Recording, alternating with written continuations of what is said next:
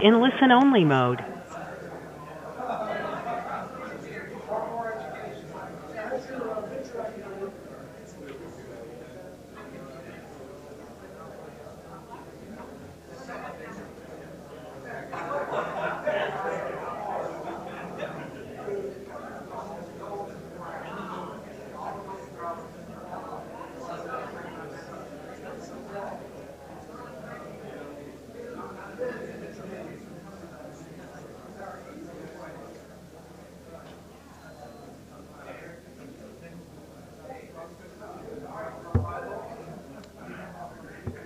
So let's go ahead and get started in a couple of minutes.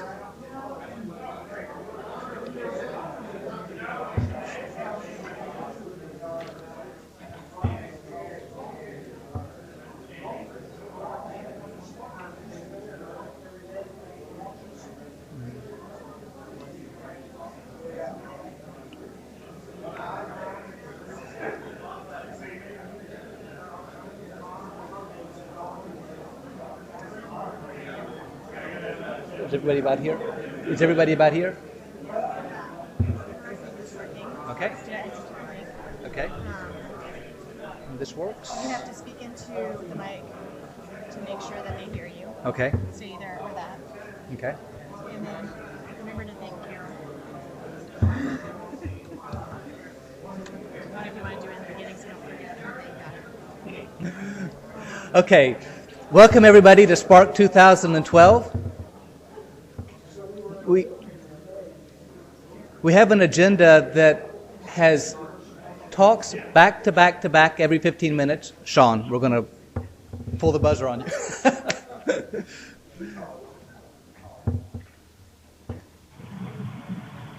So welcome to Spark. We call it Spark 2013 because this is FY13.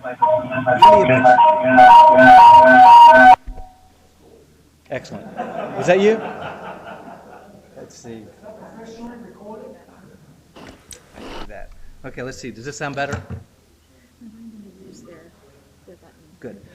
So this, surprisingly, we thought we would make this a toned-down Spark a little bit and make it more local friends and family. And as it turns out, this is the largest Spark we've had. This is the third time we've done the experiment.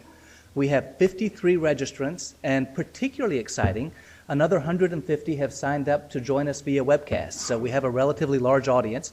One thing I would ask for those of you who are in the room, as we do the Q&A session, please use your microphone so that the folks that are listening to us on the internet are able to hear us. Our visitors today, you, include entrepreneurial leaders, business leaders, VCs, economic development experts, students and professors, and you're our brain trust. The object of the game for Spark is for us to roll out what we think are our best 10 to 12 technologies and try to put a business story around them. And so this is the licensing executives, or what we call the commercialization managers, best stab at what a business opportunity behind the technology developed at Oak Ridge looks like. And we want to put it in front of you, and we want you to shoot holes in it. So the format is a 10-minute pitch that looks a lot like a venture pitch. We, in fact, borrowed a format from one of the famous VCs in California that says this is what a 10-minute talk ought to look like. And then we've taken a stab at what we think the market opportunity is, and then the hope is that you'll say, that sounds interesting, but the hole is here, or that sounds interesting, but really the opportunity is here. So a big part of the opportunity for us is to hear your feedback. Now, we've had some good luck in the last couple of years. Of the some 25 technologies that we presented, about 10 have already been licensed or optioned. That's a much higher hit rate than we normally get with our technologies. And I think it's twofold. It's because we benefited from your feedback, and also because there was an effort by the commercialization managers to choose those technologies that look most promising and then spend time and energy developing them. Before we get too far underway, I would like to recognize some really important guests that we have. We're fortunate at the Oak Ridge National Lab to have tremendous support from our Department of Energy team, and in particular, Emily Schneider, who is the Assistant Chief Counsel for Intellectual Property, is here from the Department of Energy. Hiding up there somewhere. There we go. Daniel Lamb. Is Daniel here? Yes. And Daniel is an intellectual property attorney also with the Department of Energy. Is Bob Hamilton here? So Bob, I think, has planned to join us as we get underway. He's a program development specialist with the Department of Energy. And David Myers, I see down front, is also a program development specialist. So a special thanks to them for the support that they offer. We wouldn't be doing this without them. So what is Spark? Well, 10 to 12 most promising technologies. Again, hit it fast and listen to your feedback. The format is modeled after a venture pitch. You will see a presenter, you'll see a commercialization manager, and you'll see an inventor. In many cases, the presenter and the commercialization manager are one and the same. In some cases, people who aren't as expert like me, like Tom Rogers, who will be coming in, and guests from Tech 2020 will be the presenter so that we didn't overload the commercialization managers, and then we'll have the commercialization manager and then the inventor to do the question and answer. A little bit about the availability of technologies. Most of the technologies that you'll see today are available to license today, but there are 4 or 5 that we're holding back that are getting additional development, and what we want to do is put them on your radar and specifically ask you if this is something that you would like to have periodic updates about. And then when it's ready to license, we'll notify everybody who's expressed interest, plus put it on the web, and then go through a 30-day cycle for response and then try to find the best match. So the people who are presenting will notify you whether this is one that's available immediately or if it's one that will be available in the next 9 to 18 months. Now, I walked over here without my packet. One second.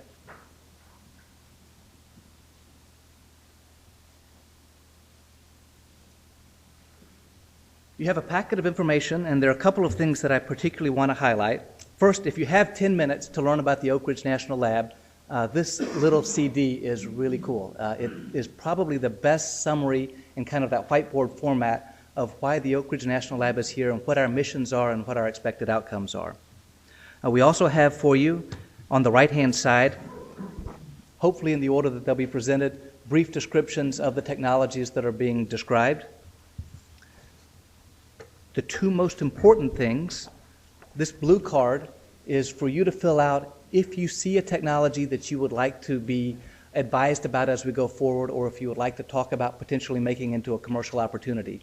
So this card is one that we ask you to fill out if you'd like for us to come back for serious conversation, and that should go to Carol Rader, who is down on the front left. Probably the most important card is your scorecard. This is the white on cardstock, and this one has a comment place for each one of the technologies. We ask you to rank it 1 to 5 in terms of what you think the promise is. This can be your confidential feedback, and any comments that you have on things that you see as either opportunities to exploit or holes that we may not have covered. So we ask you to fill this out as we go for each of the technologies, and then you can either give that to Carol or you can leave it in front of your seat and we'll pick it up at the end. Now, one of the terms that you'll hear as we go through this is Technology Readiness Level, or TRL, and that's a designation that I think began initially with NASA, has found its way into the Department of Defense and also into the Department of Energy. And it goes from a TRL of 1, which means you really are just getting started with a new technology that you want to think about, to a TRL 9 that is fully deployed. And we try to identify for you where the technology is for each of the talks, and it gives you a way to gauge whether this is something that's ready to take to market or something to have additional investment associated with. You have a description of the inventors who we'll be highlighting today, so you can learn a little bit about their background. So again, the 2 things that I'll particularly ask you to do is if you see something that you'd like for us to follow up with you on, please fill out the blue card, and we certainly ask you to fill out the white card for everything. Now, we're running an experiment that we actually shamelessly stole from our friends at Tech 2020, and that is a voting at the end of the meeting for favorite technology. So if you look at, again, the white card that has the place for feedback, there's a number in brackets. So for example, for the mesoporous titanium oxide, that number is 206472.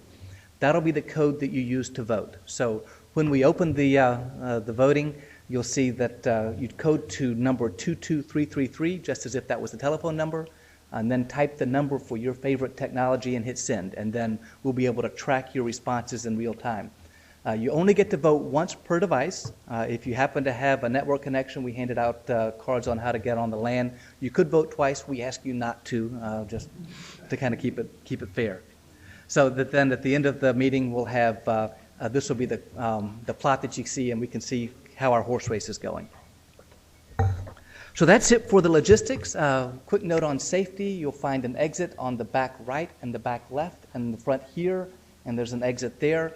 Again, refreshments in the back, And restrooms, if you go out this door, make a left and then a right, you'll find them there. So with that, it's my pleasure to kick off the formal program. I said that you get to vote. You actually get to vote on every talk but this one.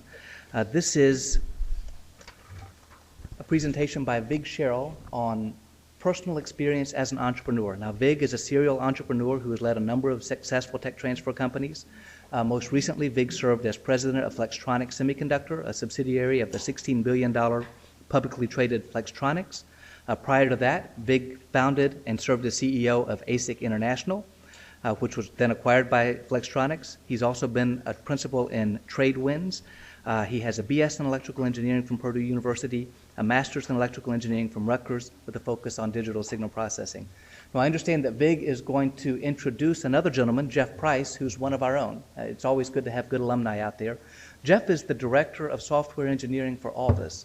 And before joining Aldus, Jeff was a member of the research staff at the Oak Ridge National Lab with particular expertise in image processing and machine vision.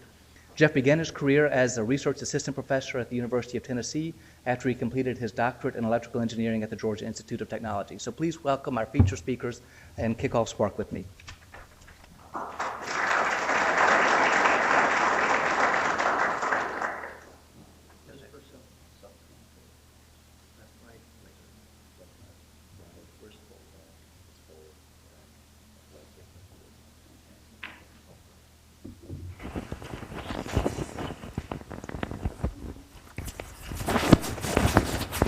Does that microphone work? Yes. The reason I wanted to introduce Dr. Price is because he probably isn't going to tell you this himself, so I want to be able to tell you this. Dr. Price joined our company about 4.5, 5 years ago. We convinced him to join us from the laboratory, and he's been with us since. He has actually run our entire program of all of our development, all of our algorithms, etc. And what he won't tell you is we have over 1,000 systems in the field. We're in 32 countries. We're on 5 different continents. And everybody in this room today went underneath a device that his algorithms are controlling. Literally millions of people every day run on his systems. And actually, he may wince at this, but he actually saves lives in this process. We've developed a technology that allows us to predict and monitor traffic as it goes through intersections, and we were able to change the lights accordingly. And that all came from Dr. Price. So I'm introducing Dr. Price, and if you can come down and give a little description of what it was like to leave the labs and go to a startup.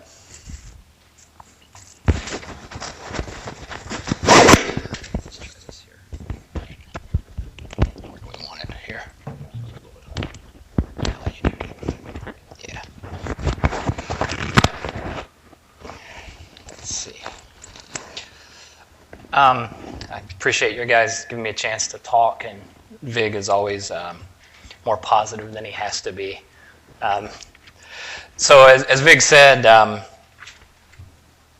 left the lab about 2008, joined Aldus and have been there since then, and I'm the director of software engineering, and that includes responsibility for all the architecture, computer vision, and user interface, and user experience. And this talk may be a little bit strange, because I was trying to say what I wanted to talk about for just about 5 minutes, and basically I'm kind of giving this talk to myself if I were here 4.5 years ago before I went into the startup world, and things that were a little different, or maybe the cliff was a little steeper than I thought it was when I started, and so those are the things I want to try to relay. However, what I am going to share, I'm going to have to say it's about working in a startup company, and I'm going to emphasize the singularity of a, because Aldus is the only startup company I've worked in. So whether or not this generalizes to everyone is open for discussion, although I think in some sense it does. And I'd be happy to argue with people about it, whether it does or not. So there's sort of 3 things I wanted to mention, and those were faith, focus, and control.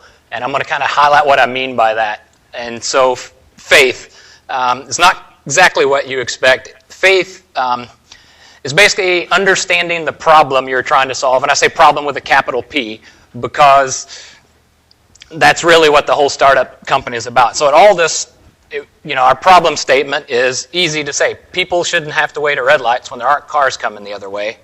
and the existing systems to solve that problem are complicated and prone to fail. So that's a very simple problem statement. Aldous' solution was a single fisheye camera to detect cars in the intersection. One box, one camera, one wire, and software that's easy enough that any traffic tech can set up an intersection without having to read a software manual. Now, where does faith come into that is because once you left the lab, your faith actually has to be in the problem, not the solution. Meaning, we had this idea for the solution, which was a fisheye camera, and that's great. But if it didn't solve all of our customers' problems, you have to adapt. So, oftentimes when I was at the lab, or even if you're at university, your success can be redefined by what you discover in the process. But once you leave and go to a company, all you have to do is solve the problem, and no one cares how you solve it. So you may have gone into the problem with a preconceived solution, but if that one doesn't work out, you have to move on. So you can't have faith in your solution. All right? You just have to have faith in solving the problem and your ability to do it. The second thing, focus. You have to relentlessly focus on the most direct path to solving your customers' problems. And one of the things that was challenging coming out of the lab, this often means engineering solutions around problems rather than doing R&D to solve those problems.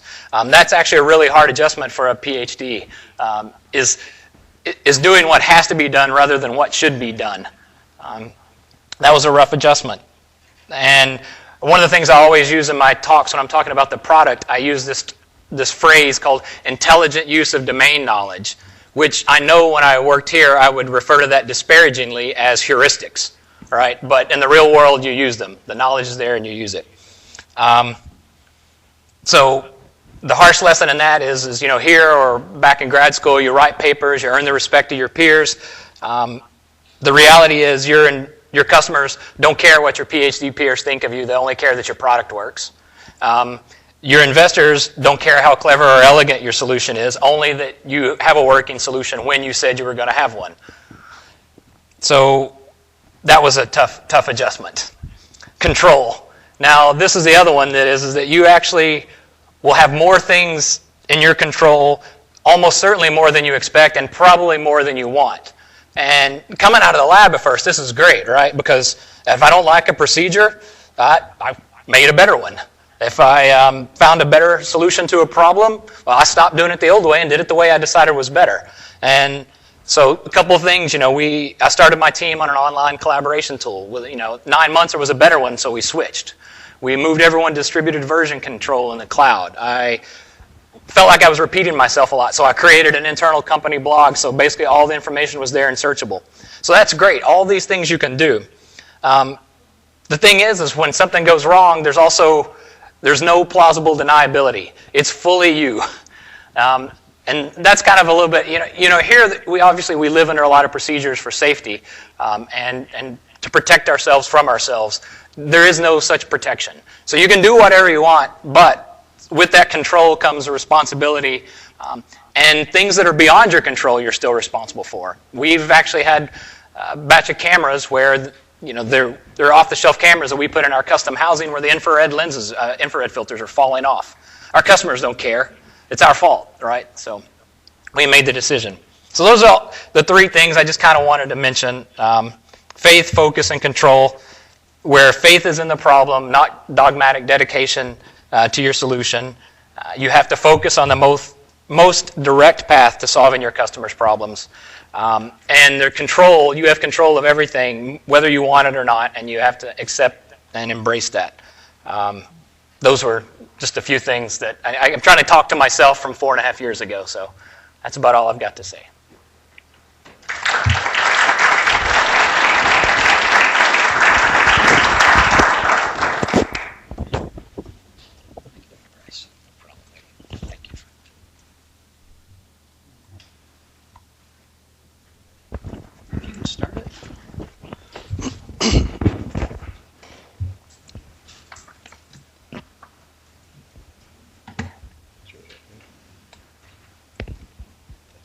That's it.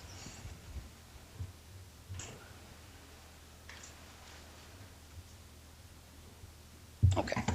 The good news is I only have 54 slides. Okay. That's what I want. My presentation today is going to be on entrepreneurship. And I'm going to tell you flat out, I have a bias towards technology. So if I tell you, think of an entrepreneur, what do you think of?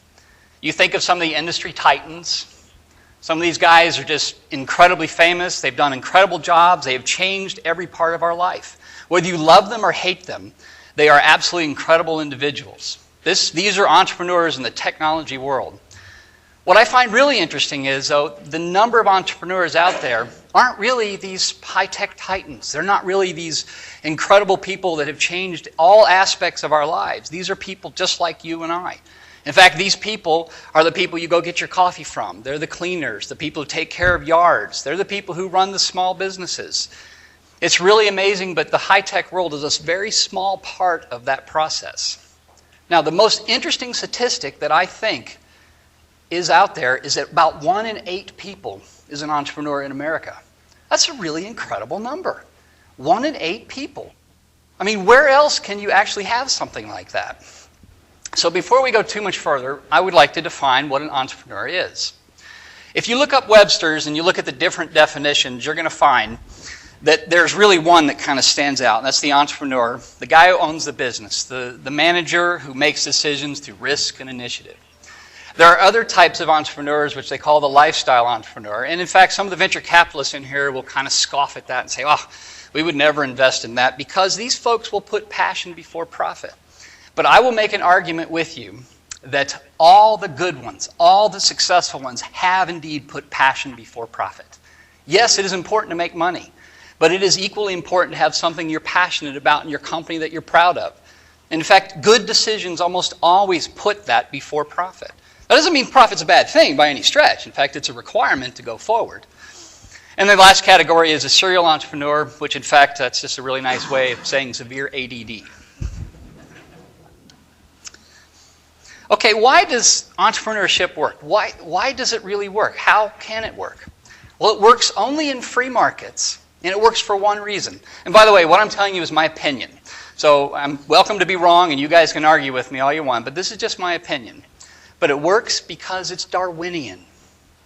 The very act that it's ruthless and vicious and tough and that mistakes can kill you is the reason that it actually works. If you take these components out of entrepreneurship and out of small business, it really won't work. There are no false economies with a true small business. You make it or you don't. If you have a successful product, a good product, you will be successful. If your product is too expensive or people don't want it, they won't buy your product and you'll go out of business. It's incredibly powerful. I was in Asia not too long ago installing one of our systems, and I had a chance to go, just to take a day off and go visit one of the markets.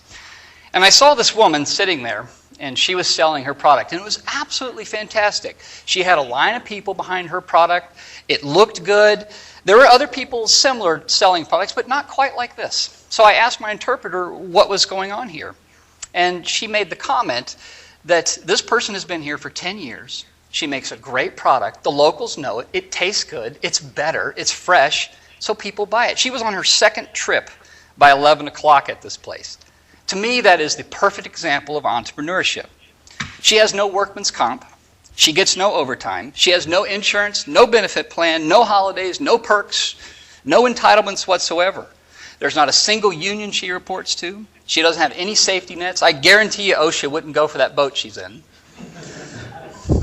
She has no marketing team, no sales team, no production. It is just her, probably with her family a little bit. But this is the quintessential entrepreneur. If she gets hurt, she goes hungry. If she makes a bad decision, she goes hungry. If she makes too much of her product, she feeds it more to her pigs, and it doesn't help her at all. If she doesn't make enough of her product, she did a lot of work she didn't need to. This is a real example of straightforward entrepreneurship. What's really important about this is that in this world, you actually have the right to do stupid things. So she can make bad decisions all day long, but she will be out of business if she does that.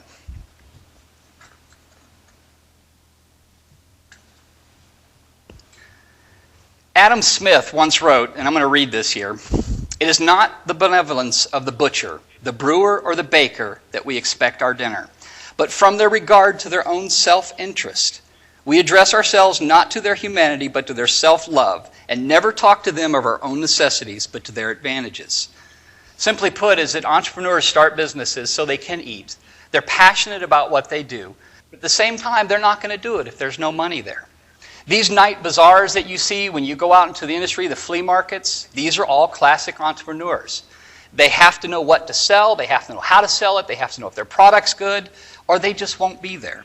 These are great examples of operating in a free market. So what happens if you take the Darwinian aspect out of being an entrepreneur? Well, you get the post office. That's really true. The post office does not have to make money. They're incredibly in debt. They're the most inefficient operating you can imagine. That's what you get. Now, who do they compete with? Federal Express, DHL. Those guys are incredibly efficient. They've driven technology to solve these problems. If you take the Darwinian element out, you basically lose your ability to compete. Now, there's one more thing on the Darwinian side of small business. It has to be a relatively level playing field. If you change the playing field, you will distort the way business operates. And we see that all the time in our political system. We have a lot of politicians who will take a particular donation from a particular industry so they can set up rules and constraints, not so that company will be more innovative, but to prevent other companies from being innovative. So when you take the level playing field out, or when you take the Darwinian out, the Darwinian element of small business, it is no longer an innovative industry. Okay, so you want to start a business. It takes some kind of idea. You have to think about what you want. You have to determine what you want to do. Your idea has to have some reason. How are you going to sell it? How are you going to fund it? Is it going to be something people are going to buy? You can overthink this intensely. But the problem you've got with ideas is that it's a lot like fresh fruit. It looks really good on the shelf, but after a while it doesn't look so good. It doesn't have any value. So you have to actually act. You're going to have to actually take these ideas and act and go forward. But just because you have a good idea doesn't mean it'll really work. In fact, this is one of my favorite cartoons of all time. And Death Ray Fiddlesticks, why it doesn't even slow them down. Your idea may be good to you, but it may not work. It may not be a good idea, but it's okay. You have to try. You have to go forward. All right, so who starts companies? Contrary to popular belief, it's not the younger folks. It's the folks in the 55, 64 age group. That is the majority of new business starts. In fact, what the lowest is what we would all thought would be the highest, the 20 to 34-year-olds. There's probably a reason for that, because the Darwinian element they'll die off at that point. Most modern high-tech founders come from predominantly middle-class areas. They're fairly well educated, and they have families with children. These aren't what you would call the lone wolves out doing it by themselves. There's kind of a misnomer in there.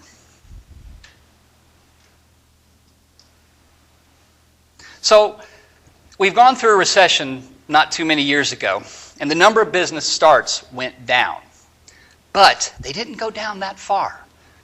Do you remember the big drop-off we had in 2008? Well, it's about 11% now that start businesses. It was only about 10.8%. It dropped a little bit, went a little bit more in 2009.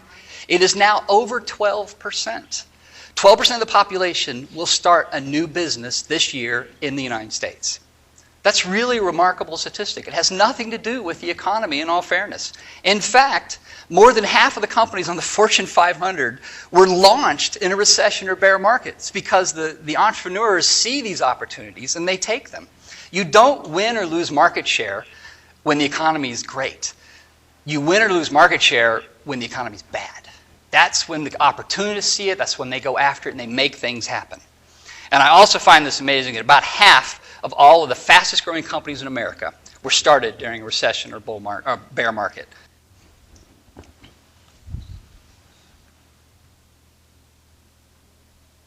So again, how do you start? What do you think about? How do you sell your product? Who's going to buy it? Do you really want to take the risk to do this? I mean, frankly, it's a tough thing. And when you start your business, there's only about a 1 in 18 chance you're going to be around in 5 years. Do you really want to actually go out and do this? Well, if you do take the plunge, it will be a life-changing experience. And if you wait too long to do it, it's kind of like having a kid. If you wait till you're ready to have a kid, you're never going to do it. So you just have to sometimes take the plunge and do it.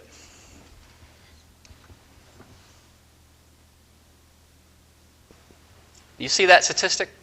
I just think that is incredible. 29 million United States adults, and that's in the adult category, are running or starting a new business this year. I mean, these numbers just are absolutely amazing to me. This is where the new jobs come from, the net new jobs. Okay, so let's go back to our idea. We've got this idea. We're going to start the business plan. We've got a lot of things we have to do. You have to plan, but you can't plan too much. Obsessing over the right ideas, the right strategy is not going to work. What you have to do is sometimes just take the plunge. Just a little bit of left brain, a little bit of right brain.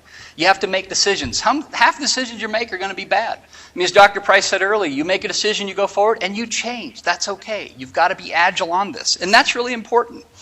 One of my favorite lines is, no battle plan survives first contact with the enemy. That's absolutely the case. You set your path, you go forward, and then you're going to talk to the venture capitalists, the investors, and they're going to see the 5-year business plan. Really? 5-year business plan? You kidding me? But at the same time, yes, you have to do a 5-year business plan because you have to plan, you have to look what the future holds, and you have to make decisions accordingly. The people who invest in you know there's no chance that 5-year business plan is going to be accurate. I mean, they weren't born yesterday either. But they want to make sure that you've actually thought ahead to do that. There's all kinds of books out there. They're going to tell you to, do this, this, and this. But chances are most of those books were not written by people who've done it in the field.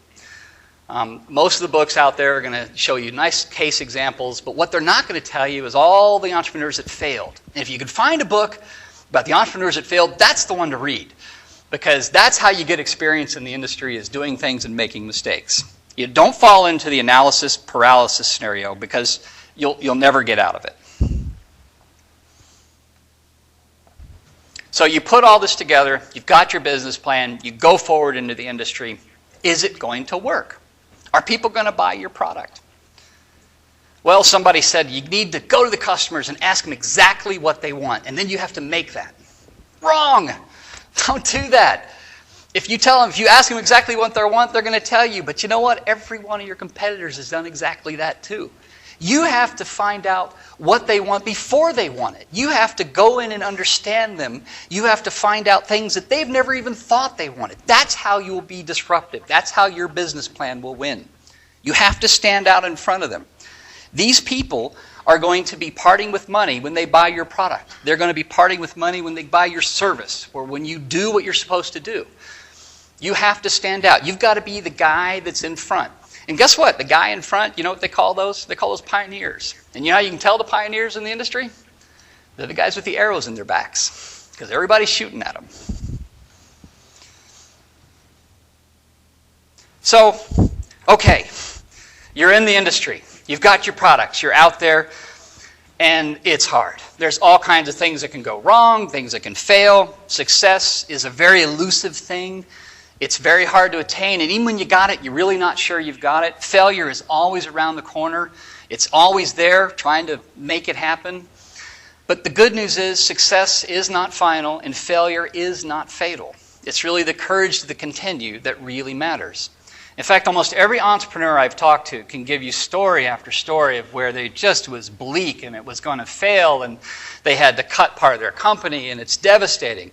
But that's part of the process. That's the Darwinian element in it. Without that process, you will have bloated companies. You have companies that are inefficient and don't operate well. One of my absolute all-time favorite quotes is this: "All you need is ignorance and confidence, and the success is sure." I mean, it's absolutely the case. Most people who actually go off and start companies are probably a little bit of both of this. They're a little overconfident what they're doing, and they're usually a little ignorant. They don't know all the problems they're going to run into, but sometimes you just have to be too dumb to know better. Okay, when you do this, the good news is you're not alone. There are other people who started companies. 500,000 companies are started every month. The bad news is you're usually alone in your company unless you get a good partner. And I cannot stress this enough. If you're going to go into the industry, get good partners. And they say your business partner should be closer than your marriage partner. There is some truth in that. I don't necessarily think you should marry your business partner by a business partner's bill, and that would not have worked.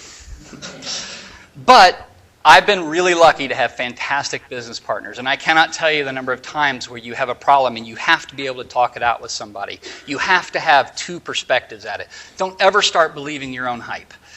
That's what your business partner's for. He's the person's to call you out on the stuff, to make sure you're going down the right paths. If you're not, if you try to do it all by yourself, and there are plenty of successful folks who've done that, but chances are you're going to miss a lot of opportunities. Now, it is also true that two people can outthink one. Now, two people will move a little slower than one, but the decisions will be better.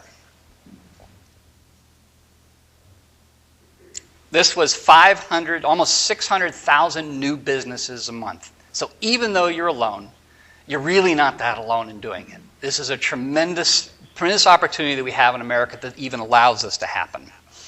Now, this is an odd statistic, and it sounds kind of funny, but if we were to create, on a monthly basis, 30 to 60 companies that would do $1 billion a year, that sounds like a lot.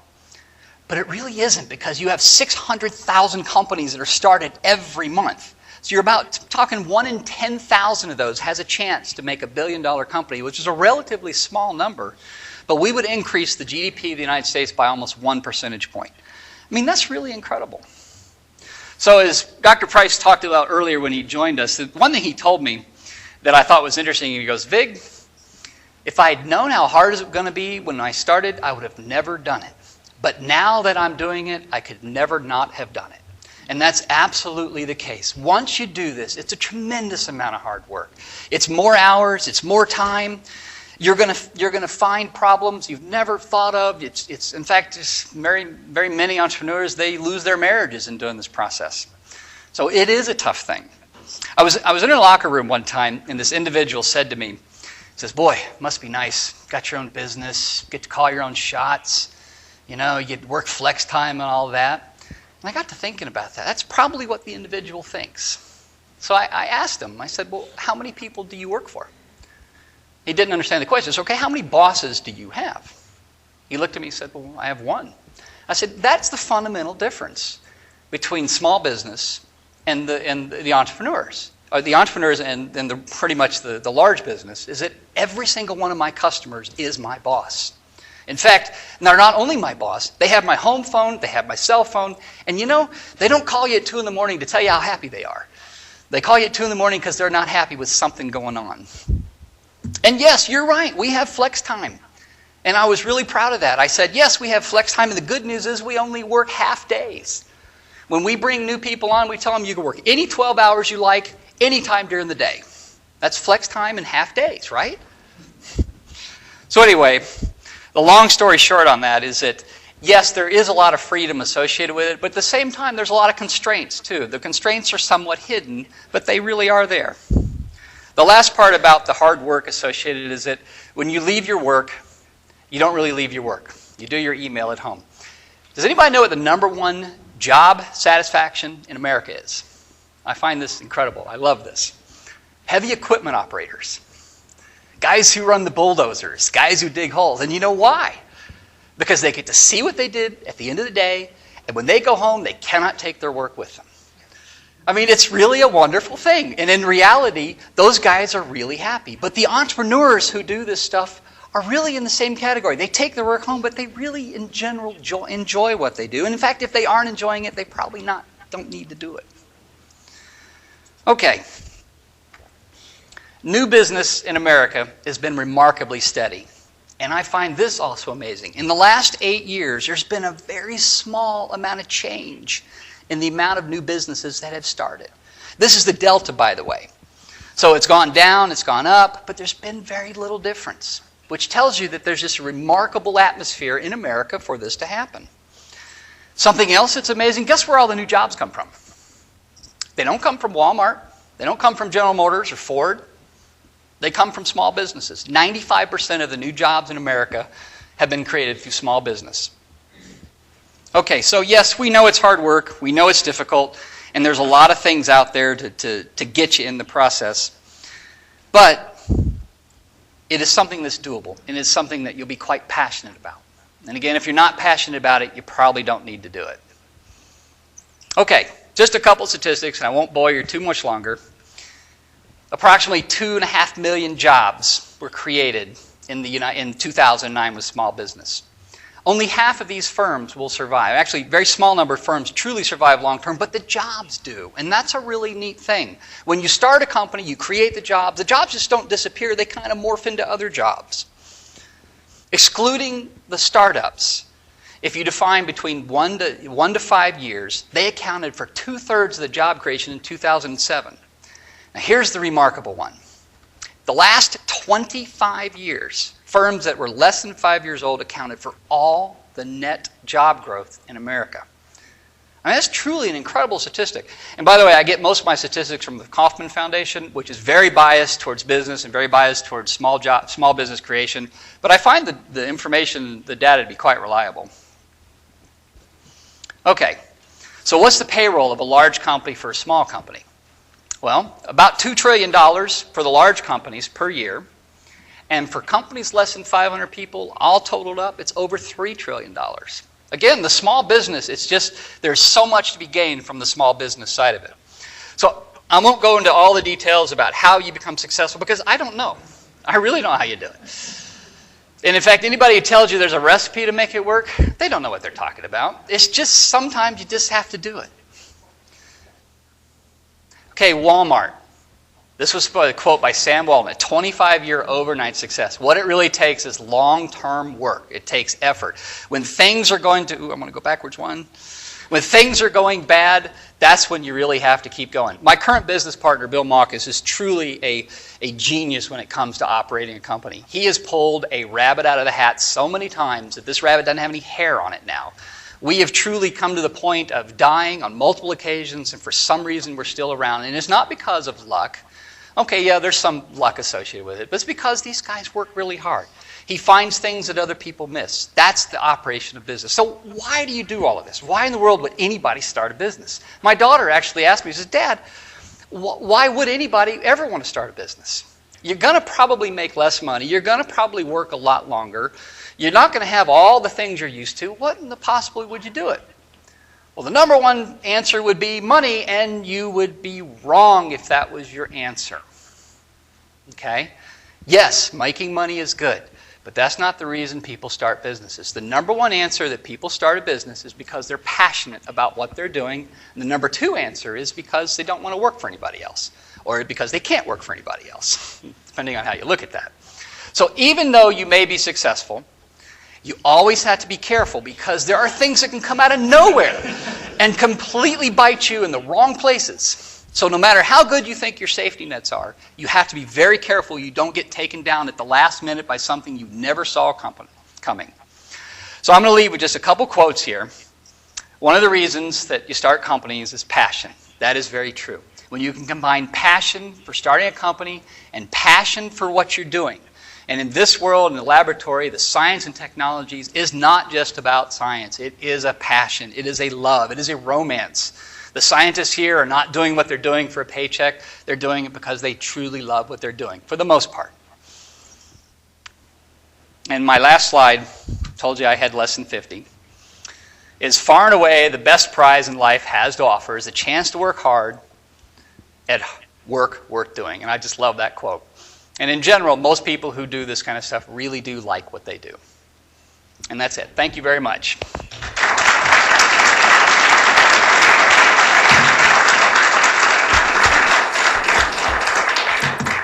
So we have time for one or two questions for Vig.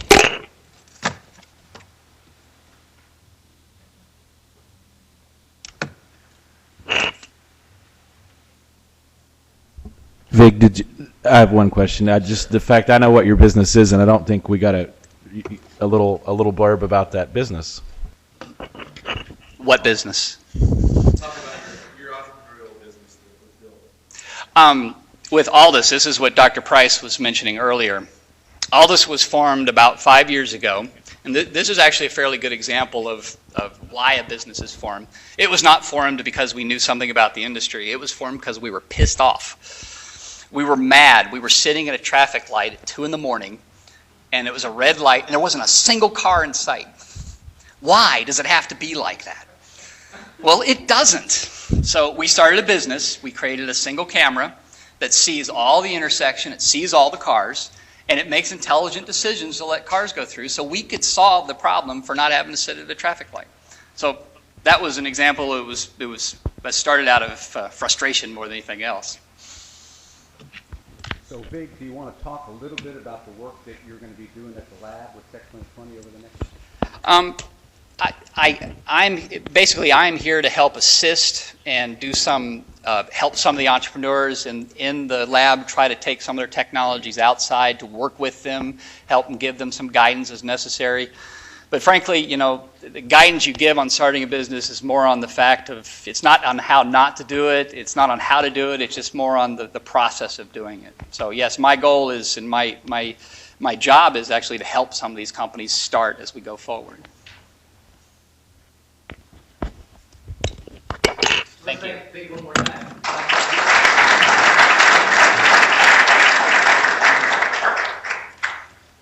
Okay, now it's time to take out your scorecards. And we begin with Jen Caldwell, and her topic is mesoporous titanium oxide-based anodes for batteries.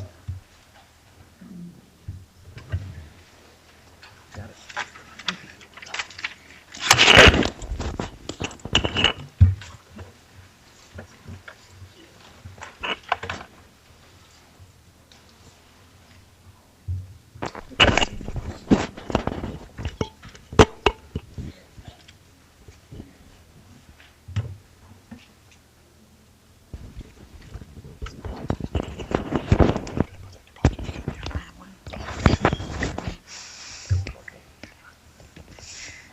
Good afternoon.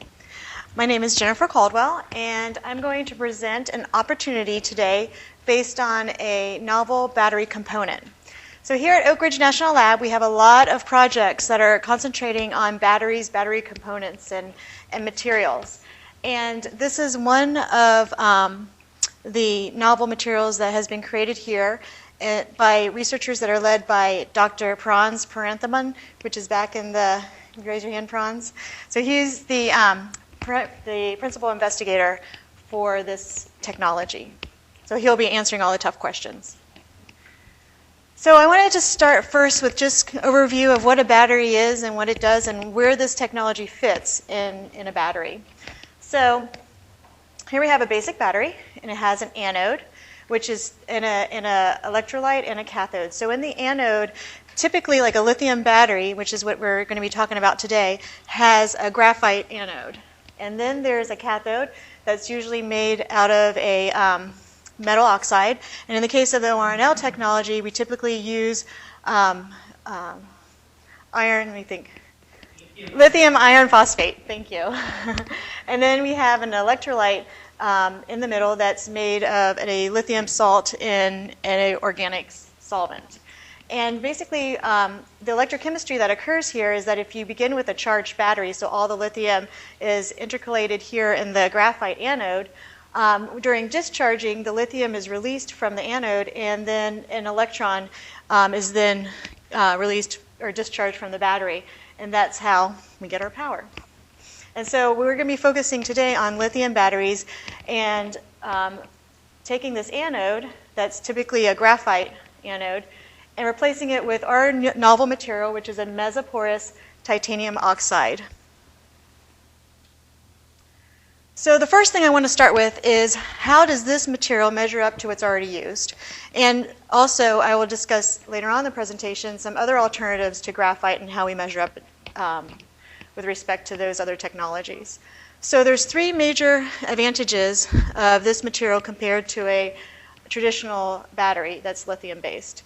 The first is that we charge faster. So the lithium oxide mesoporous material can charge 6 times faster compared to a same battery with a graphite anode.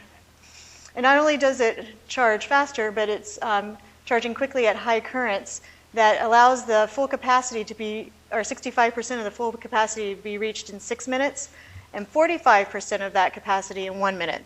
So that's one of the advantages. So if you want to charge your cell phone quickly, or your laptop, or a car, this is one of the ways that this would provide an advantage over the traditional lithium battery. It also lasts longer. So through experiments conducted here at Oak Ridge, they were able to look at 5,000 cycles of a coin cell made with this material, and it showed that it maintained better capacity than the graphite battery.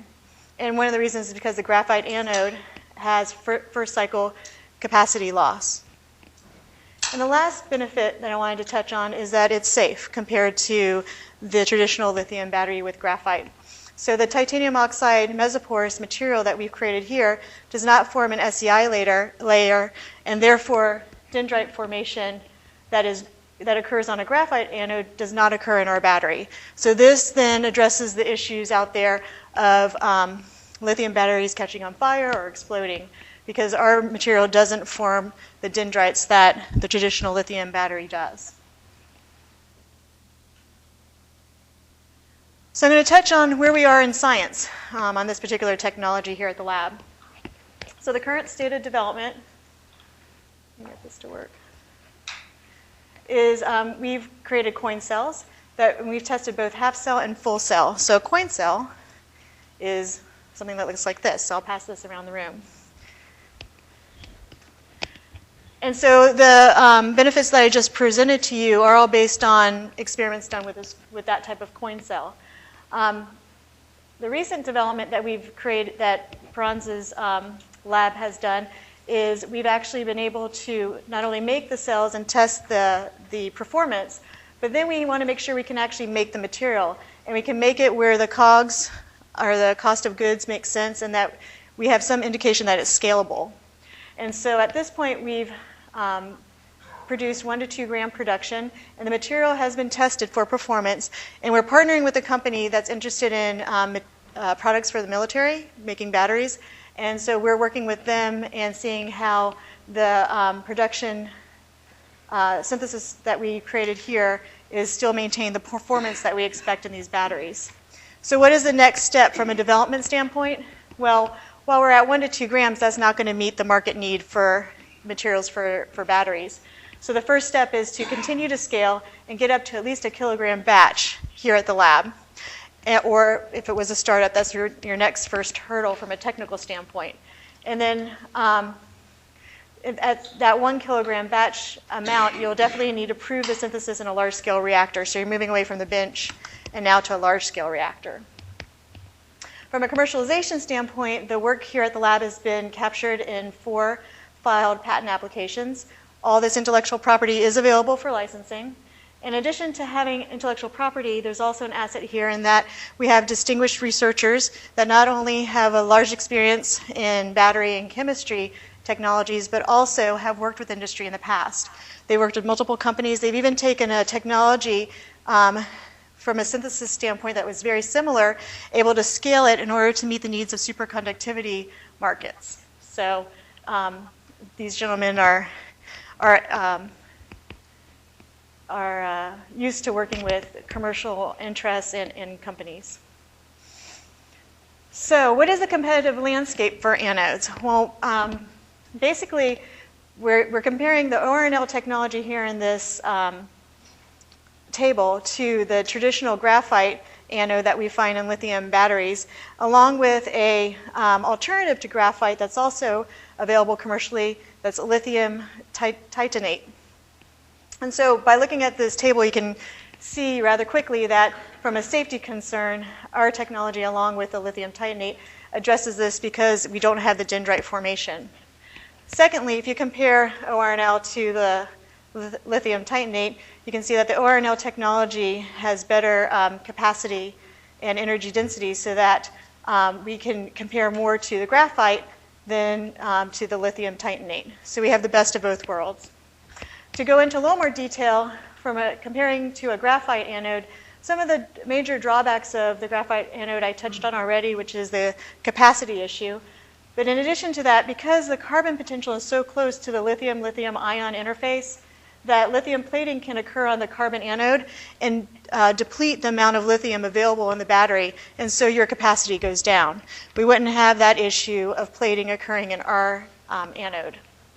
And then, as I've talked about the safety issue, there's been at least 2 cases last year in which a car having a electric vehicle bursting into flames and having issues of that sort. So, this is a serious safety concern not only in the automotive industry for electric vehicles, but also even with mobile devices. So now I'm going to compare to the other technology that we have listed here, lithium titanate. So the the major advantage of our technology over this is what we've already discussed, the energy density. So graphite anodes have an energy density of about 360 mega amps per gram, and ours is very close to that compared to the lithium titanate. So we're going to have a lot more energy density and power out of a battery based on our technology compared to the lithium titanate. And we also have the similar safety advantages. So I'm going to switch gears now and talk about the market opportunity. So everyone probably knows that the battery market's huge. That's no surprise. And the battery materials market, which is really what we're talking about, because we're talking about a component, is about 21 billion. Now, because there's so many components in a battery, we expect that the anode market that currently is dominated by graphite to be about 10%. So that can kind of give you a sense of the market opportunity out there. As a startup, you wouldn't be capturing that entire market. You'd take many years to penetrate it, but that kind of gives you some sort of scale. The other concern would be, well, how much does it cost to make this stuff? Well, we looked at, or I should say the investigators looked at two resources to try to calculate how much does a graphite anode cost versus how much would ours cost. So if you look at a study done by Duke University, you can see that the cost of a lithium-ion battery that has a graphite anode is about $436 per kilowatt hour. Now, if we estimate again that the anode contribution, because of all the different components to that cost, is about 11 to 15%, then you'd expect that the anode would cost about 48 to 65 kilowatt hours to make that. Our technology, based on a low-cost aerosol process, we expect it to be less than $30 per kilogram, and I'd say about 0.75 to 1 kilogram would be probably needed. So it's very cost competitive, if not below or half of what the graphite anode would cost. So what are some of the applications for these battery cells out there? Well, as I mentioned, we're working with a company right now, that's looking for military applications. And so field deployed batteries is something of interest, especially from the safety standpoint and for the capacity standpoint. And then medical instruments, electronics, and mobile devices is also another opportunity for for batteries applications. And then the automotive and grid. And here's some examples of partners in the area or people that would be customers. So the last thing I wanted to present is the commercialization plan.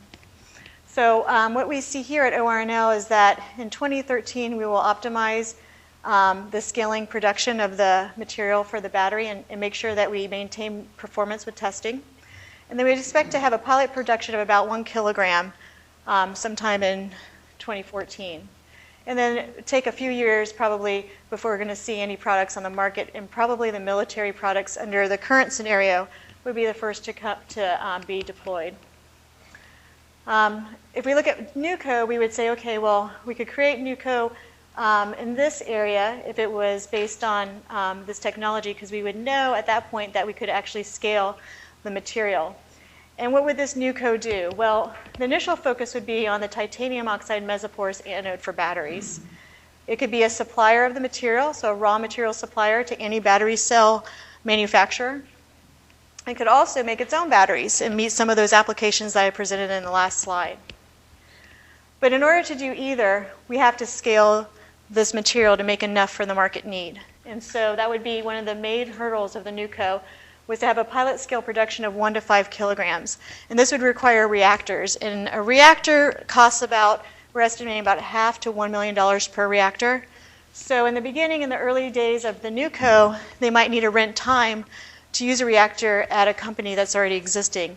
And we anticipate that would be about $10,000 per week to probably rent time on a reactor. But eventually that NUCO is going to have to purchase some of these reactors to make enough material for their customers. And so producing the raw material early on And supplying that to battery companies would be an early revenue opportunity that they then can use to invest to develop their own batteries. So the business focus of this NewCo would be always to increase the production capacity of the material to meet the market needs. And then with expertise of the technicians, you could develop other parts of the battery that use novel materials. So you're not just capturing the anode market, but the entire battery market. And with that, any questions? Yes.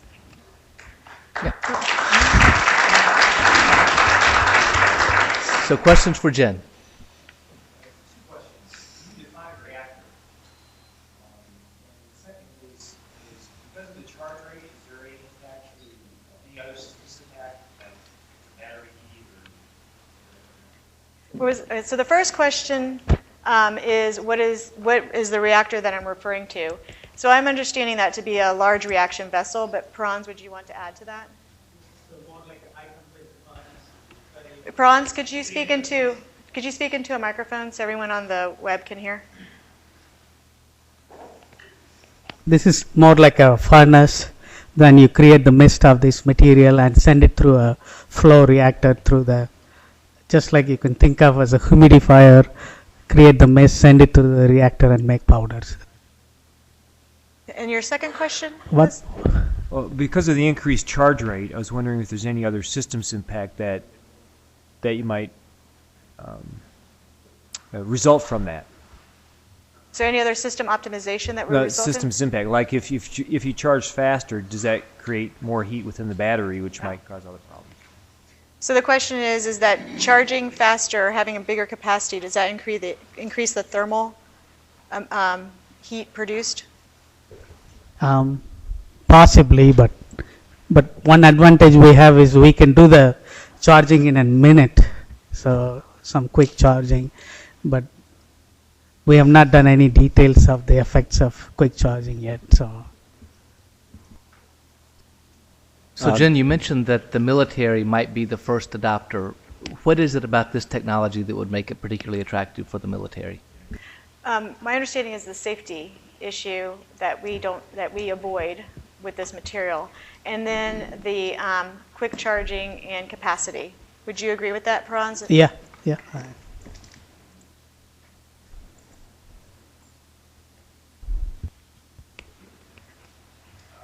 presentation, Jennifer. Sir, you have to press the button. Sorry.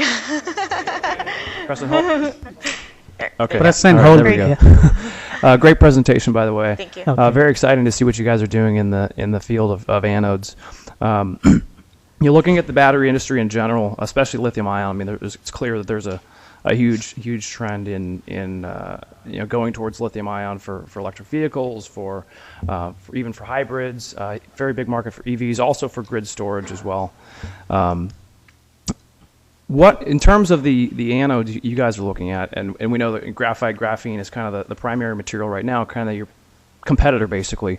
What are some of the other technologies that are coming out, the other research that's being done that might potentially compete with the titanium oxide? Like silicon anodes out of Stanford, that's a competitive thing.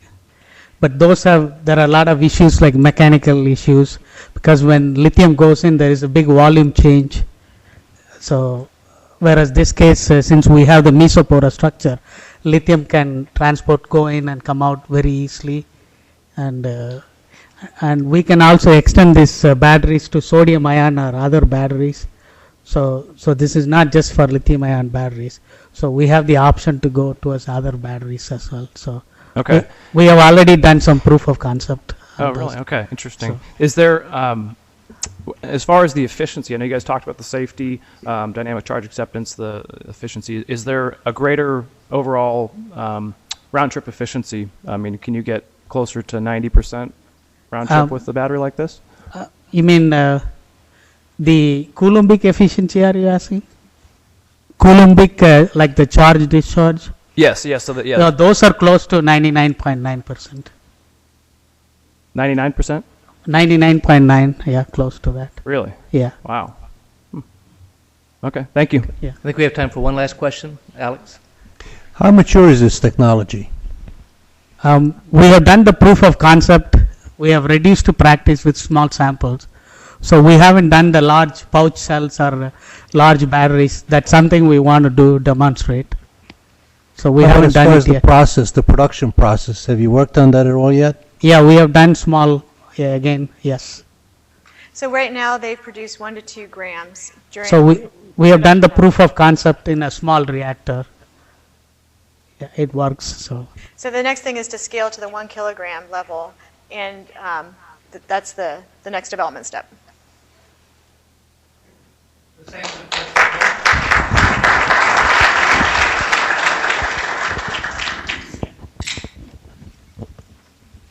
Our next presenter is Mark Reeves, and he'll be presenting also on the topic of batteries, thin carbon films for batteries.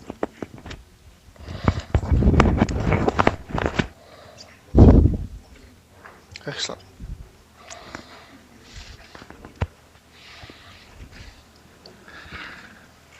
Thank you, Mike. Welcome to ORNL. I am Mark Reeves, as Mike mentioned. We sort of short shrifted the topic on this, and if you see the topic in your printout, it's pretty short. This is a better descriptive topic: carbon films produced from ionic liquid precursors, and I would add to that to enable some neat applications. And I'm going to talk to you about what those applications are. One of them is batteries. There are some other applications that the inventors have talked about and are working on, and it's quite exciting stuff. Let me just mention that the inventors here are Sheng Dai and Human Lo from the Chemical Sciences Division. I don't think either one of them was able to be with us. Oh, wow, excellent, excellent. She is here. Thank you for coming. So, much better. So now when you ask a question, you may get a competent answer at the end of the presentation. Let me give you a quick description. A sort of background. Thin carbon films are increasingly important to the development of next generation storage batteries and capacitors. At ORNL, we've developed a much more effective method for producing such films. The ORNL method produces very resilient, thermally stable, porous carbon films with highly ordered, uniformly sized pores. And that also enables the fields of use of catalysis and gaseous separations. This new method uses an ionic liquid precursor. That eliminates problems associated with imperfections and low yields that are found in films produced by older methods, beginning with polymeric materials, for example, versus ionic liquids. And this is really pretty slick stuff, and I don't profess to know that much about it. I know enough to be dangerous. Hopefully Human can help us if there's a question here. But this is really nifty. What's required is an ionic liquid base that has an unsaturated carbon-nitrogen bond, which is what that bond is right there, where you see the three bonds. That triple bond is an unsaturated carbon-nitrogen bond in both the cationic and the anionic portion of the ionic liquid. So there's also a carbon-nitrogen unsaturated bond in this portion of the molecule. When that ionic liquid with those characteristics is heated under the proper conditions to around 400 degrees centigrade, you get this very highly ordered structure that forms that's very important to the formation of the ultimate film with the proper properties that you want to have. And then when you further heat that material under pyrolytic conditions at 800 degrees C, you form these very highly ordered porous membranes that we talked about, and we'll talk some more about as we go forward. This is an image that shows the scale on which these have been produced in the laboratory. Just quickly, these are excuse me. These are alumina crucibles on which the ionic liquids are laid, and then these things are pyrolyzed or heated. B represents the 400 degrees C product that we showed. And if you take it further through the 800 degrees C pyrolytic conditions, you get these flexible, highly ordered films that can be peeled off, and they have some really unique properties that we'll talk about as we go forward that have potentially valuable commercial applications. So what is the opportunity associated with this technology? The technology has passed some proof of principle tests. Again, this is associated with the battery field of use now. We'll talk about the other fields of use in a moment. A U.S. patent application was filed on March 18th, 2010. Functional prototype batteries have been built both in our laboratories here as well as in some collaborator laboratories. There have been some informal collaborations around this technology. My estimation is that the technology for batteries at this point is right at about TRL level 4. Thin film and membrane production methodologies need to be optimized, and prototype devices need to be made at some scale and on for commercial applications and be optimized in order to take this thing to market. The only obvious potential showstopper I could think of is possibly cost. Cost analyses have yet to be performed, but at this stage we don't know of any issues that would make that a real showstopper. Again, those analyses have not been performed. Again, I mentioned this before, preliminary performance battery on both the performance data on both the material and on the material tested in some prototype batteries have been performed, and they scoped out well. Just for your information, so that you have this in your material, if you want to download it, you want to go read the entire specification, the entire set of claims associated with the patent application, it's already published, and here's the publication data for that patent application. So where do we think this technology exhibits some leadership for potential marketplace applications? Here are some advantages we think it has over existing technologies. For battery applications, it permits depositing a very thin, very uniform, conductive, it's very important, this is a conductive layer, carbon layer over either the anode or the cathode. It's probably most important for the cathode side. For gaseous separations, this technology produces membranes that are much more durable, flexible, and uniform, and with much higher separations efficiencies than traditional polymer membranes. That's sort of the state of the art in the industry today. And for catalysts, and this is really nifty if you have any chemical background at all, this technology offers the possibility of alloying, quote unquote, the carbon film with virtually every element in the periodic table because of the ability of carbon chemistry to combine with other elements. So no matter what your catalytic chemistry is, you can attach that catalyst to this membrane and have some sort of a flow-through catalytic process enabled with it. As far as the research and development plan, the research team is presently funded to continue R&D efforts in this technology space.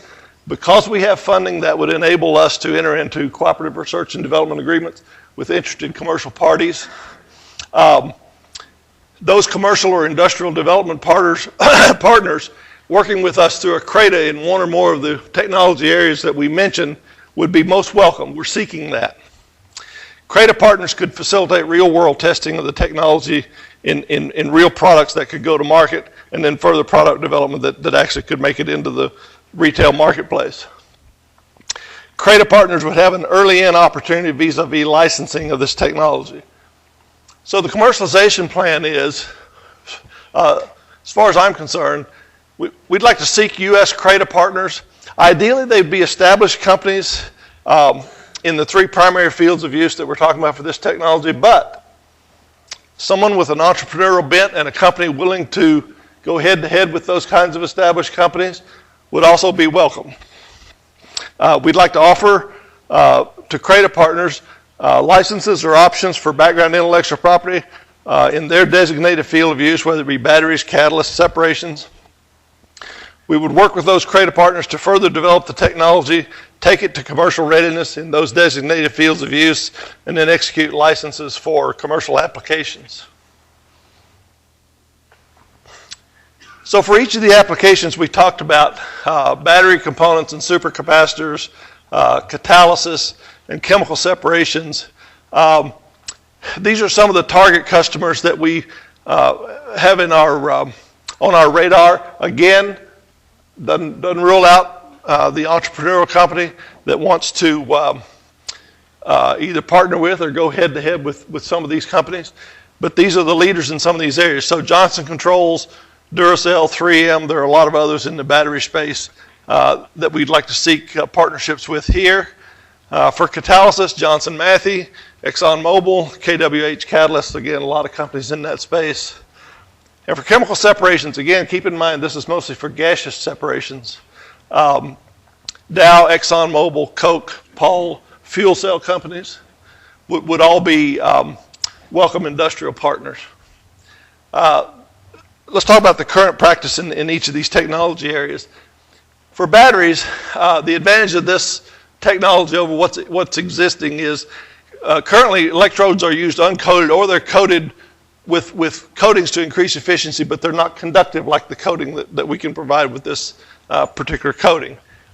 For catalysis, there appears to be no universal platform for flow-through catalysis that can be functionalized across the periodic table as I described for this material.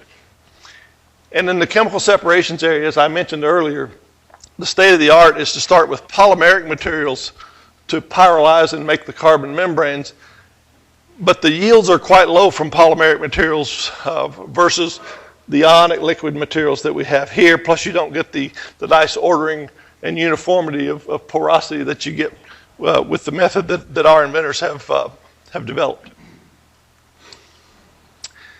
The market opportunity size for batteries and supercapacitors, that's an emerging technology area with a massive growth potential, as most of you know. Market expected to reach 85 plus billion by 2016. Even a small market share capture is significant there. But keep in mind, I wanted to use this caveat, keep in mind that these market share estimates should be conditioned by the recognition that this technology is not a battery, it's a component in a battery, okay? For chemical catalysis, again, a large market size, even a 10% capture size there is significant. Mostly this would be for flow-through catalysis, where you'd have a membrane, your solution of substrate that you wanted to catalyze flows through, the catalysts are embedded or attached to that membrane, and the catalysis happens as the material passes through the membrane.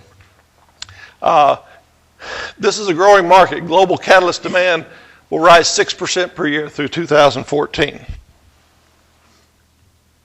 And for membrane separations technologies, overall this includes both liquid and gaseous separations.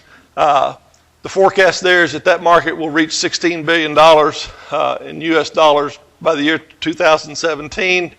Again, keep in mind that this technology is primarily for gaseous separations kinds of applications. Even a 15% market share capture there would yield something in the line of $2.4 billion a year in annual sales. I don't actually manage this technology. Dr. Caldwell manages this technology, but she was already otherwise occupied with the one she presented, so I agreed to present this one. So Jennifer can answer business questions about the technology. I'll try to answer any question I am capable of, which is not many, and Dr. Lowe then can answer the technical questions you may have. So thank you for your attention, and I'll be happy to entertain some questions. Alex. On a gaseous separation, does that include automotive catalyst? I don't know any reason it wouldn't include automotive exhaust separations. Do you?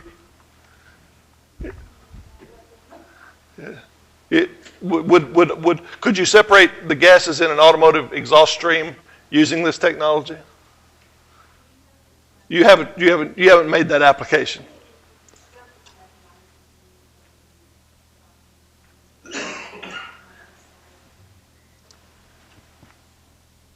I'll try to get you a more complete answer on that, Alex. The temperature is not an issue. Chemistry, we have to think about the chemistry. Yes? I don't want to repeat his question, but are there any gases that have been proven to be selectively permeable with this membrane? Have proven to be... have you been able to selectively exclude some gases like carbon dioxide? Yeah, what sort of separations have you actually performed with this material?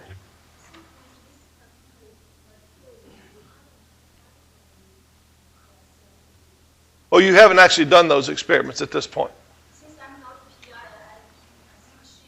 Okay. I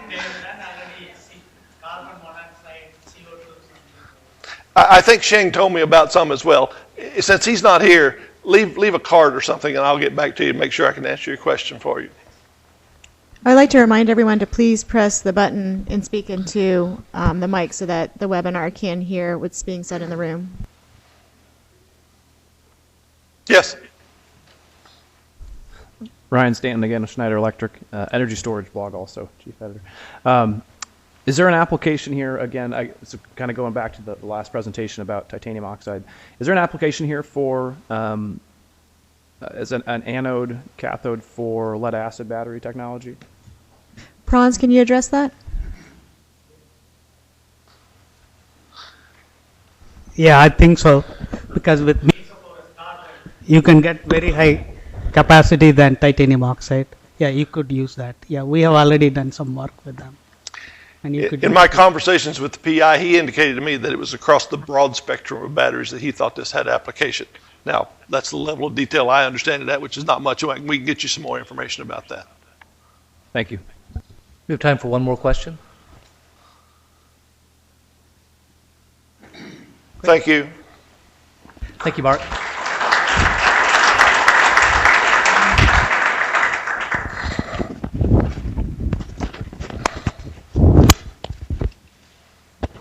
Our next presenter is Alex Tetrana, and he'll be speaking to us on the topic of nanoporous membrane for water recovery from gasoline exhaust.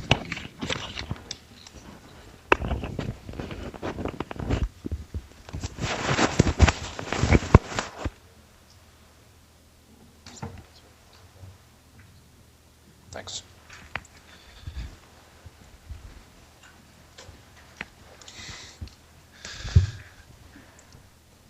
Thank you, Mike. I'm Alex Tetrana. I have met a lot of you, but I haven't met some of you, and I hope I have a chance to before the day's over. I'm going to be talking about a unique technology that was developed in part by Dr. Melanie DeBusk. She's in the back of the room.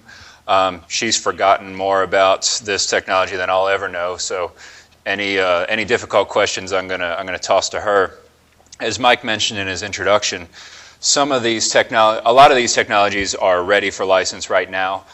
This is more of a preview of what's yet to come because it is the topic of some ongoing research that Melanie and her colleagues are currently working on. So the technology that is the basis of this discussion is a nanoporous inorganic membrane that uses the concept of capillary condensation to remove water from a gasoline exhaust stream. And in this diagram, you can see a traditional gasoline engine. It's got a catalytic converter. And then as a part of the exhaust, you'd have a membrane module. And the exhaust gas stream would flow through longitudinally. It wouldn't be going through, say, a traditional filter. But because the membrane has capillaries in it, a significant portion of the water could be extracted through those capillaries and then could be recycled for any application. What we have had in mind primarily is for re-injection into the engine to enhance efficiency. We have demonstrated proof of principle for this technology for diesel exhausts. It's currently at a TRL 3. However, this technology needs to be optimized and designed and engineered for different kinds of applications. So a diesel engine would look a lot different than a gasoline engine, and even within those, a four-cylinder turbocharged engine would look a lot different than a big stationary generator or something along those lines. As I mentioned, there is ongoing research to move this to TRL 5 within the next couple of years. We don't see any significant showstoppers at this point. We see this more as an enabling technology that will enhance gasoline engine efficiency. And right here is a 9-membrane module that Dr. DeBusk has developed and is currently testing for use in diesel engines, and it's housed in a highly thermally conductive graphite foam, which is important for heat transfer to ensure that all of these membranes are at the same temperature so that they're all operating at the same efficiency. So what's unique about this technology and what gives us a position of leadership is that it generates the water on vehicle. Water injection is not anything that's new. It's something that's known. It's something that a lot of car companies have worked on over the years. The big barrier has been, where do you get a source of water? Nobody wants to design a car where you've got to fill it up with gas and then fill it up with water and then worry about what happens if the water freezes or something along those lines. So this is enabling in the sense that it addresses that core issue of the source of the water. It exploits the physics of capillary condensation. This is something that you can tailor specifically to only recover the water that's needed. Any excess water that isn't necessary, you can just pour out. You start up any car now, you can see water pouring out of the exhaust pipe as it is. So you only use what you need. And because the exhaust gases are flowing through the tubes rather than through a filter or something along those lines, it doesn't increase back pressure significantly. And the system is small and lightweight. The membranes themselves don't use any moving parts. The system itself, once you talk about removing the water and pumping it back into the engine, of course that could have some moving parts, but that's not something that we are currently investigating on a system level. So over the course of the next couple of years, the work that's ongoing involves evaluating the membrane water recovery from gasoline exhaust. We know that it works for diesel. Gasoline's a whole different ball of wax, so that's something that we're looking into. And studying the graphite foam to see what specific kind of arrangement the membranes need to be in, and the layout and structure and size of the system in order to figure out what the relationship is among those variables. We are also aiming to demonstrate a system that recovers greater than 50% of the available water on a dyno engine, and maintaining recovery efficiency and heat removal as the size of the module and the water content increases. And I think that's going to be essentially the long pole in the tent for this, is governing how much heat goes where and making sure that the efficiency of the system is at the level that it needs to be. So the system comprises, in general, readily available components.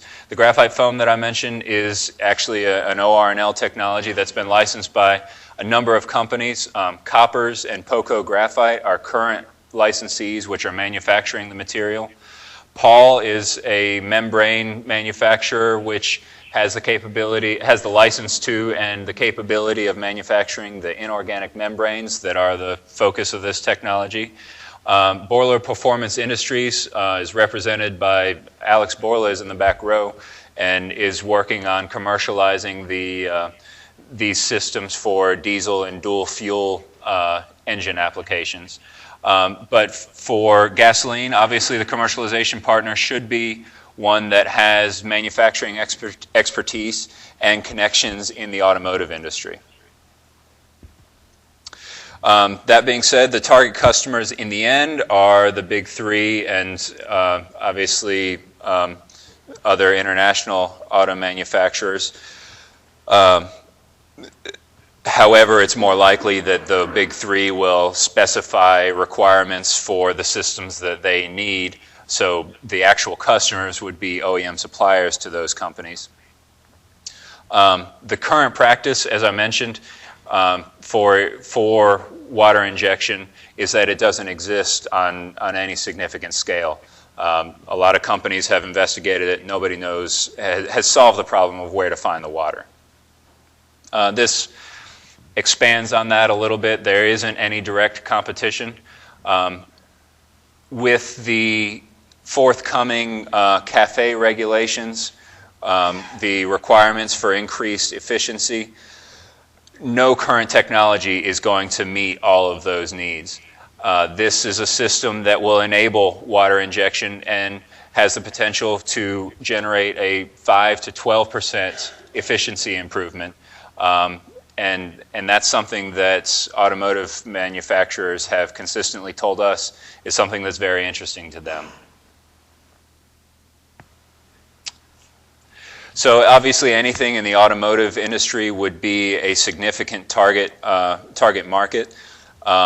In 2011, over close to 100% of the vehicles sold were gasoline and hybrid. It's anticipated that as time goes on, that proportion will probably go down. However, the total market size will increase, and that's a result of the impending CAFE regulations to almost double the mileage, the fuel efficiency requirements. At 100% market penetration, obviously that's not realistic, but it gives you an idea that it's over an $8 billion annual market. But 30% I think is a more realistic number, and that's still $2.5 billion. And that assumes a $500 a unit price, and I'll give you the disclaimer that we haven't done costing of this. That's just to give you an idea of if it costs $500, then that would be the market, and you can extrapolate from there if you have additional market information. I would be happy to entertain any questions that I can answer. I'd like to thank Dr. DeBusk for her help and allowing me to talk about her technology and helping me with this presentation. And I will be glad to field any questions.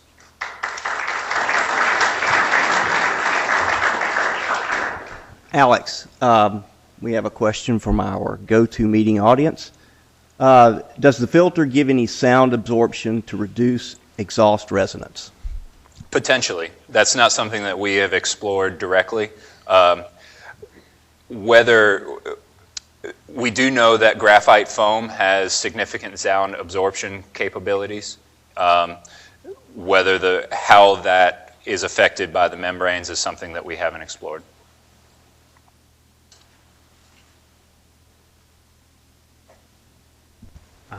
I'll admit that I'm pretty naive to this technology, but I'm not sure about how adding water to a fuel would increase the efficiency, maybe due to heat, but wouldn't you have power losses using a lower grade fuel? And my second question is, multi-phase flow is a big no-no as far as chemical engineering goes. Is that thought of in this design? I'm going to pass those questions to Dr. DeBusk.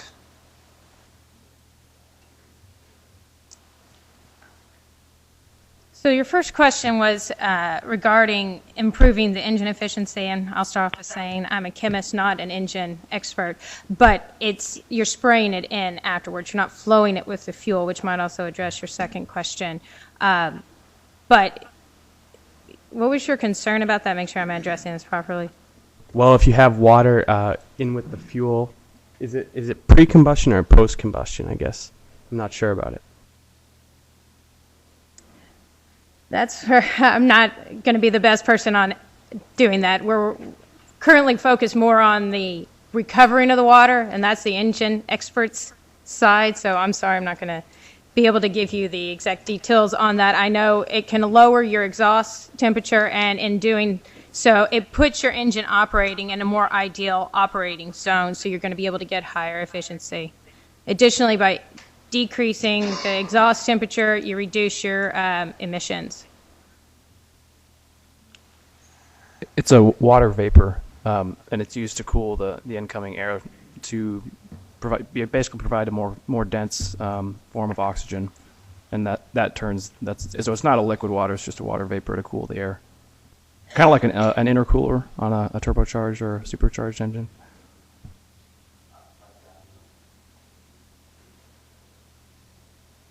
So Alex, can you give us a sense of how much water relative to the amount of gasoline goes into the engine? So we expect that we could get a gallon of water per gallon of gasoline. And what's the optimal amount? It depends on the application. Different kinds of engines, whether they're turbocharged, large, small, high revving versus larger capacity, would all have different requirements.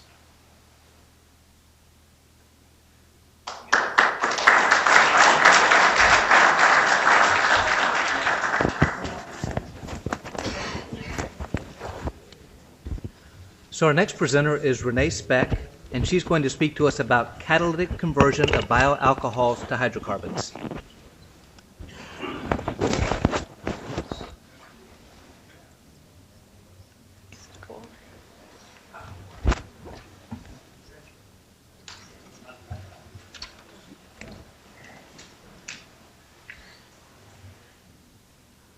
Perfect. Thank you, Mike.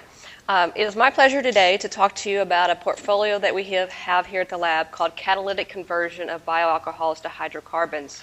This is a portfolio that the lab is particularly interested in. It's received DOE funding as well as competed this year for internal funding and received those funds. So this is one of the technologies that Mike talked about earlier that currently is not available for licensing, but if you are interested, feel free to drop me your name, send me an email so that I can get you on a list and make sure that when it is ready for licensing, which we think will be within 9 to 12 months, I can contact you at that point.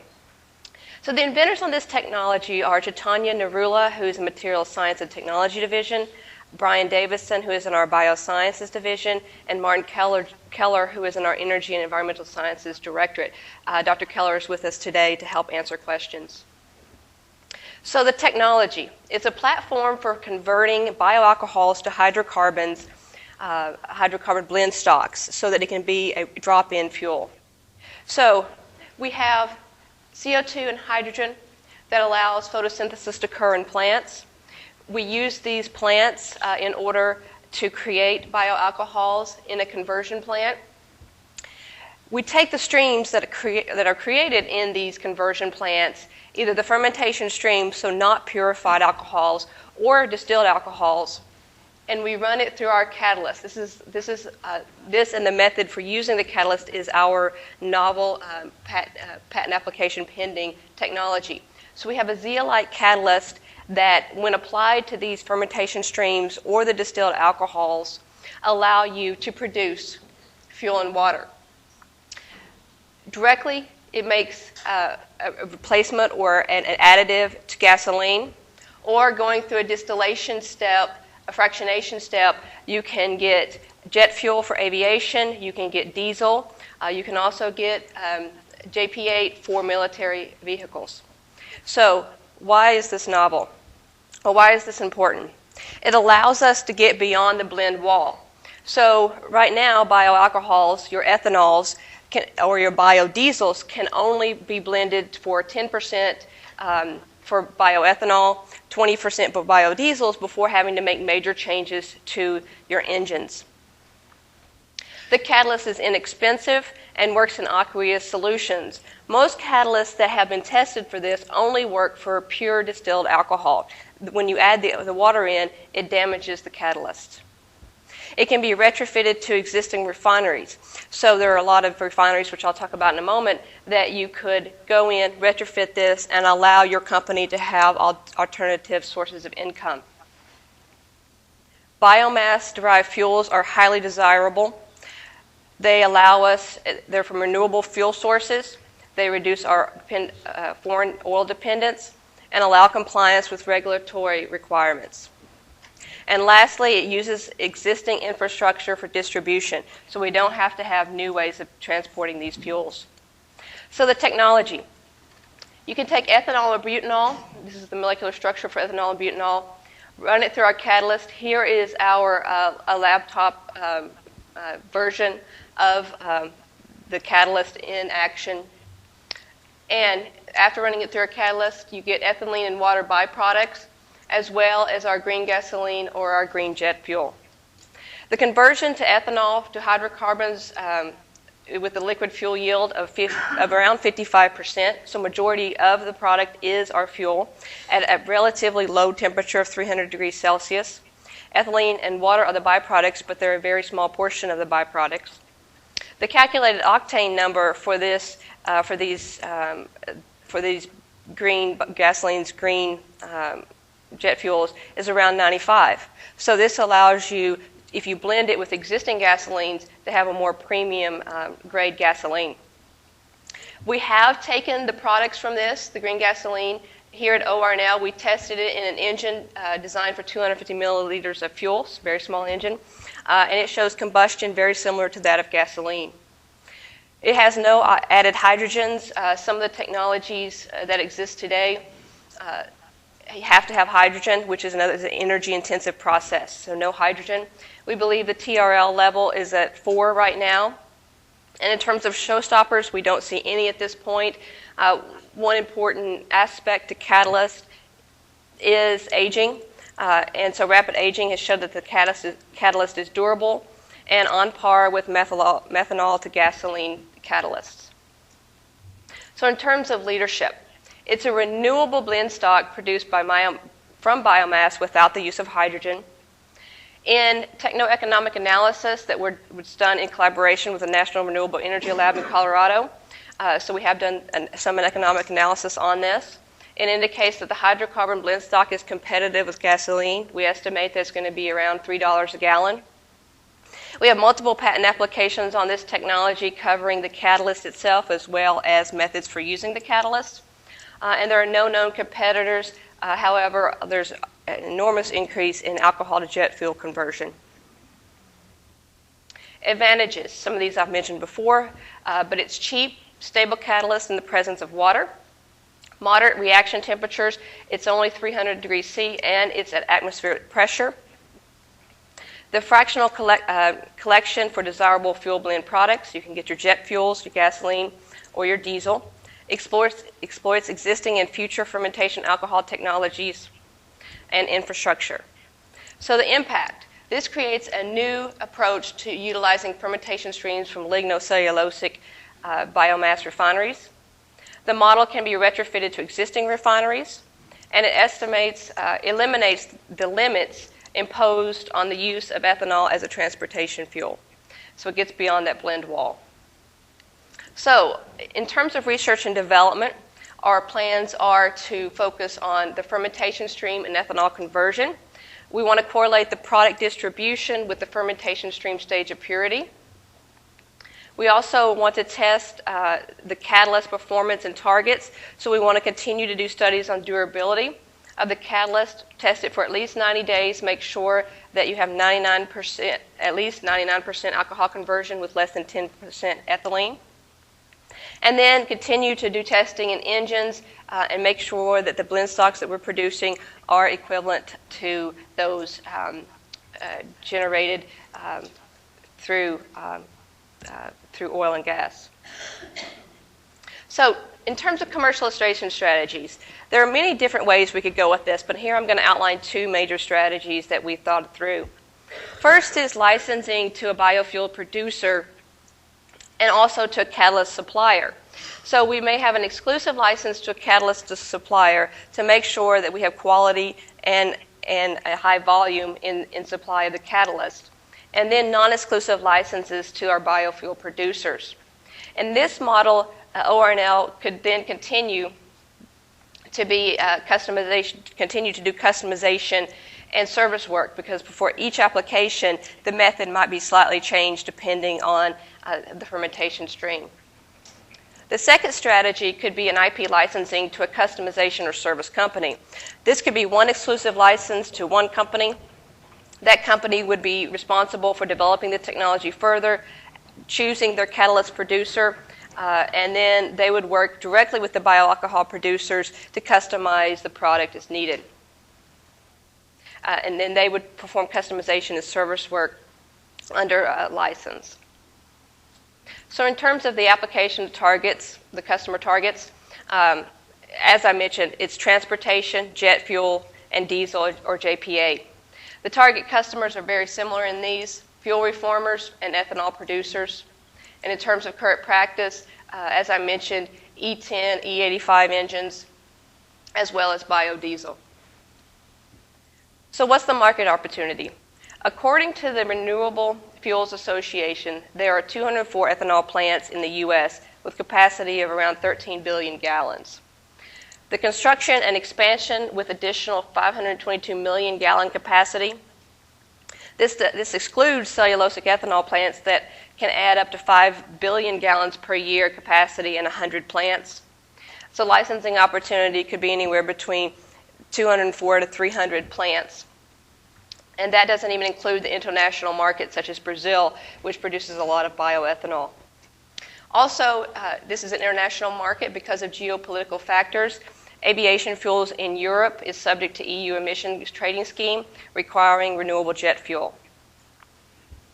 So in summary, we have a renewable, environmentally friendly, consumer transparent fuel. By consumer transparent, you know where your fuel's coming from. Renewable blend stock fuel produced from biomass. You have conversion of ethanol and fermentation streams to hydrocarbons with at least a 54% yield. It can be retrofitted to existing refineries. The engine experiments have shown combustion similar to gasoline. We have multiple patent applications on this technology, and because of the geopolitical factors, we have a global market. So again, here's a list of the inventors, Dr. Narula, Dr. Davison, and Dr. Keller, and myself as the commercialization managers. So with that, I'll open it up to questions.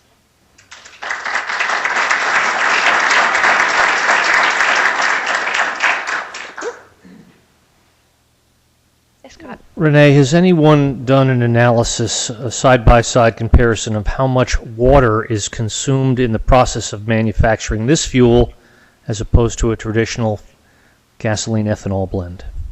Well, I'll ask Dr. Keller to join in, but in terms of this one, you're taking fermentation streams. You can take fermentation streams directly from the biofuel refineries. So there's no additional water that's being added when it goes through our catalyst. That's my understanding. Let me just comment quickly on this, because the question is from the mechanism, because I mean this is not an idea. People tried this a long time to go from ethanol to hydrocarbons. So a lot of people go from ethylene to ethanol right now. So we're converting this. But what I can tell you without disclosing anything, the interesting thing is that the mechanism how this is working is not the one you see in your textbooks.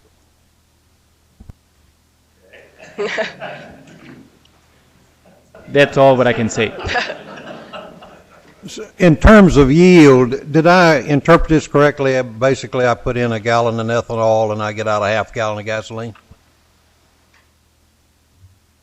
Yes, that's my understanding, because right now they've tested pure ethanol. Between feedstock and microorganism and then the alcohol, there are a lot of options for the way that you're producing the alcohol. Yep. So which of those iterations are you using to get $3.06 per gallon? I actually don't know. I don't know the specifics that they used for that calculation. I can get that for you. But I think they went through several different iterations. I'm guessing, knowing where Dr. Davison came from, it's probably lignocellulosic. So going through a consolidated bioprocessing microorganism process to get to the fuel. Renee, let me just jump in there. So first, to your question, so you also have to calculate, of course, the fuel value, because I mean, ethanol and hydrocarbons, the fuel value is very differently. So it's not that you lose half of your products. So what you see also on the products coming out, it's very close to 90+% conversion to hydrocarbons. So it's not just half of the fuel value, it's almost the same fuel value. And secondly, the model is based on the annual model. So basically what we have done is that we calculated based on current predictions on lignocellulosic ethanol, and then you added this technology at the end as a conversion step, and then you ask how much more cost do you create or put to the system. And the calculation there is that plus minus we still need to scale it up and doing all the calculation, but the cost is very interesting because the mechanism is very differently, that there's almost no added cost. Because you can, also what Renee said, that you can skip some of the distillation columns at the end, and you can put the catalysis unit on there, which gives you some energy savings, and then the process, the way the process is working is that it does not, because it is what I said, a different chemical process, the heat amount you put into this is much lower than traditionally thought with the traditional chemical process. So Renee, this has been demonstrated at 250 milliliters. What's the expected cost if a company were to take this on to scale up, and do you see any scale-up risk? Right. So, honestly, in terms of catalysts, there's not a lot of scale-up risk. Catalysts are known. Catalysts very similar to this are used for other applications. So I don't think scale-up is going to be an issue. I think the big key is continuing to prove that the catalyst is durable over time and that it has quick and easy regeneration, which so far we've shown that it has at small scale. Another question back here. Alex? I have two quick questions. One, are the PGMs used in this catalyst? Are the... Platinum-based materials? I can't answer that. And the second question is as far as the energy content per pound of this fuel versus a compatible fuel. Well, we have that for the combustion that we've done with our engine. I don't have that with me, but it was comparable to gasoline. So, but I can get that for you. I The don't actual know the exact BTU, value. the actual output of the fuel? Yeah, it's supposedly comparable with gasoline, but I don't know the exact values. So what we have done is through, of course, NTRC, where we're having all the engine testing facilities. So we tested out of a small amount of the fuel right now created and did a complete engine testing run. And the two, basically, if you take certified gasoline and you compare this with this mixture, it's a dead match on the engine side.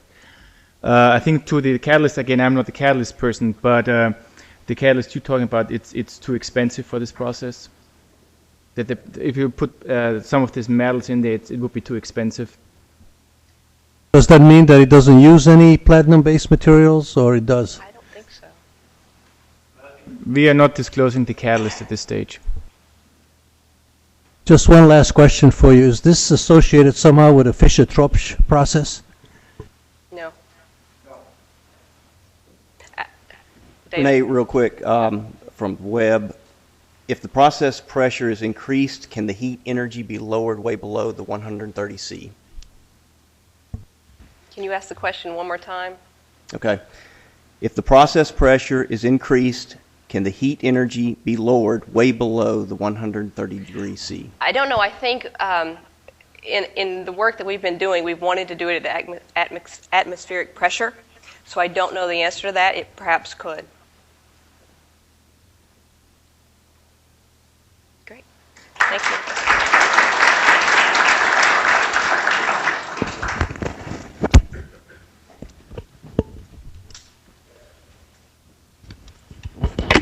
Our next speaker with Show and Tell Materials is Tom Rogers, and he's going to speak to us about lignin-based oxidized fibers for flame retardancy.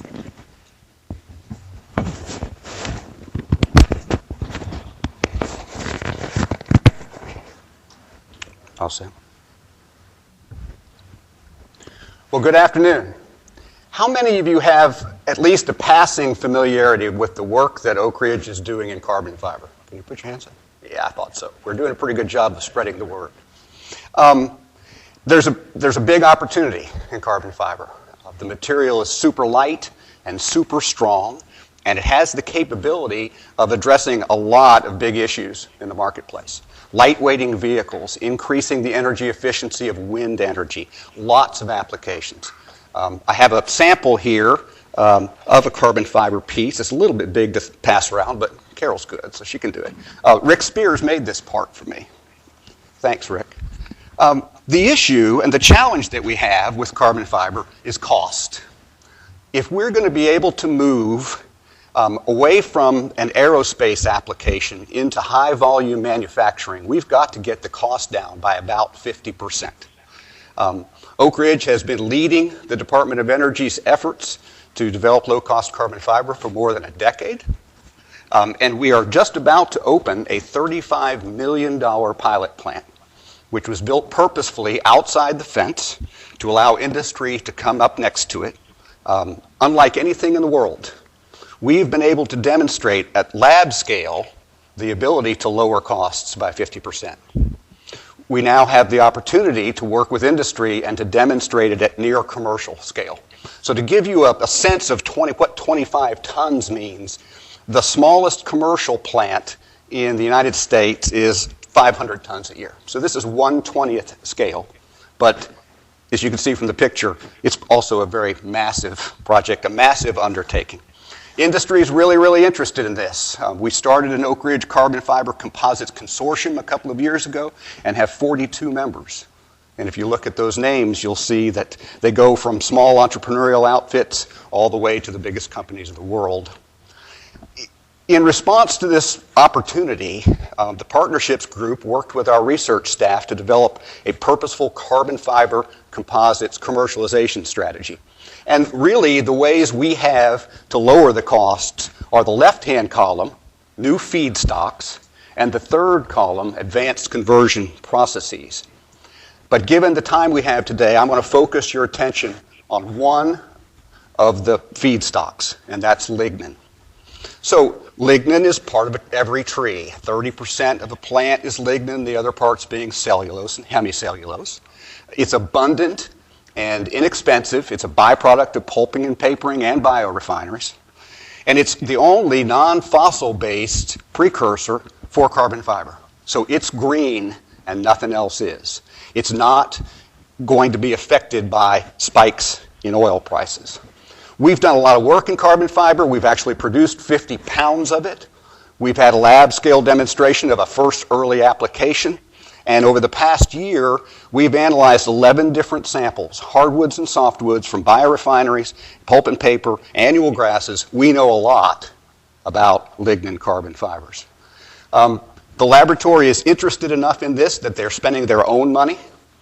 We are investing $1.5 million of internal resource dollars this year on an internal project that is doing 5 things. And my colleague and my science colleague, Amit Naskar, is in the back. And we're doing this together, science and business. So we're doing things like identifying new lignin sources, seeing if we can grow our own trees, evaluating new fractionation technologies, producing lignin without having to go through pulp and paper or biorefineries, strengthening lignin precursors. I'll get to that. It's a big deal, and Amit is leading that effort. Working to find out and scale this, okay? We've done this at lab scale. It's now time to see if we can do 300 kilograms, 1,000 kilograms, and get ready for this pilot plant. And finally, let's take a look and work on what we can do with the composite right now in its web format. So, admittedly, lignin fibers do not yet have structural properties. We can't make that part out of lignin fibers. What we can make is a mat form. And it's right here, okay? Feels like felt, okay? So, if you take a look at where we are on the strength and modulus chain, lignin's down here. We got a long way to go even to the DOE target, which would be automotive parts. But we're making progress, and there are early market applications. What I'm going to talk to you today is one of those early market applications. So carbon fiber's got a lot of interesting properties, besides being lightweight and strong. It's corrosion resistant, it has a long fatigue life, it has improved dimensional stability, and you know what? It's fire resistant. I resisted the impulse, but I have been playing with a lighter and a piece of that material, and it doesn't burn. So there's an opportunity here, perhaps, with fabrics, okay? Taking that web-based format and working to put it in blankets, clothing. There are hoods. There's a hood under cars that has a matted material that it would work for safety, for firemen, for the war fighter. And there are other applications as well. Think fabrics, okay? Furniture fabric, mattress covers, office panel systems, seating, draperies, you name it. It's a big deal. 65% of civilian fire deaths are the result of flammable fabrics. I've done some work on market data, and the global market for fire retardant chemicals is huge. It's about $6 billion. If you'd like to find out what the world market is for flame-resistant fabrics, I can put you in touch with someone who will sell that information to you for $5,900. I wasn't willing to pay the price. Our intellectual property position is very, very strong. This comes from our commercialization plan. Chad Riggs actually did this work. It's hard to read, but what it should tell you is this is one of the richest IP portfolios that Oak Ridge has. We have IP in the raw materials, in spinning and precursor fibers, in conversion, post-treatment, and moving to structural composites, okay? So Alex Detron is the commercialization manager, and he is in a position right now to begin licensing this. And you'll need several different patents along that value chain to have something that's worthwhile. So how are we going to make it? This box is really pretty cool. You start with a lignin powder. You have to pelletize it. Then you have to extrude it, spin it into a fiber, and blow it. Then we're talking about incorporating additives to improve the strength characteristics. You got to stabilize it either thermically or chemically, and then make a thin, non-woven fabric, or chop it and blend it with cotton and polyesters or wood. There is competition in the marketplace, and that makes me feel good. I started looking around, and every one of the big carbon fiber producers makes something similar. They call it Panox. It's low-end chopped fiber, and it's made from pan fibers, and it's expensive. We are blessed because of the sponsors at the Department of Energy to have some very detailed cost information about what it's going to cost to make lignin-based carbon fibers versus pan carbon fibers. And the numbers are almost impossible to read. If you add them up, we're in the order of $3 versus $7, okay? So there is a significant cost advantage to be had.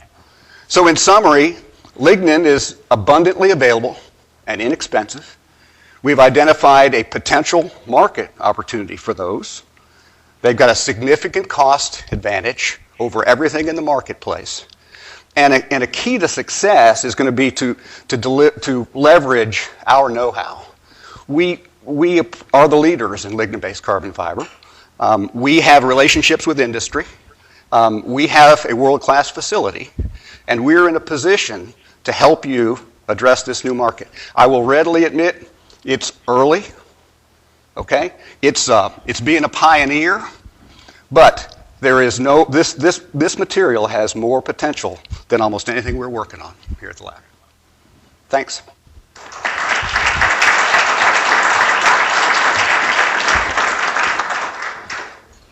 Tom, have you got any even rough cost analysis in comparing a lignin fiber against, say, traditional Nomex?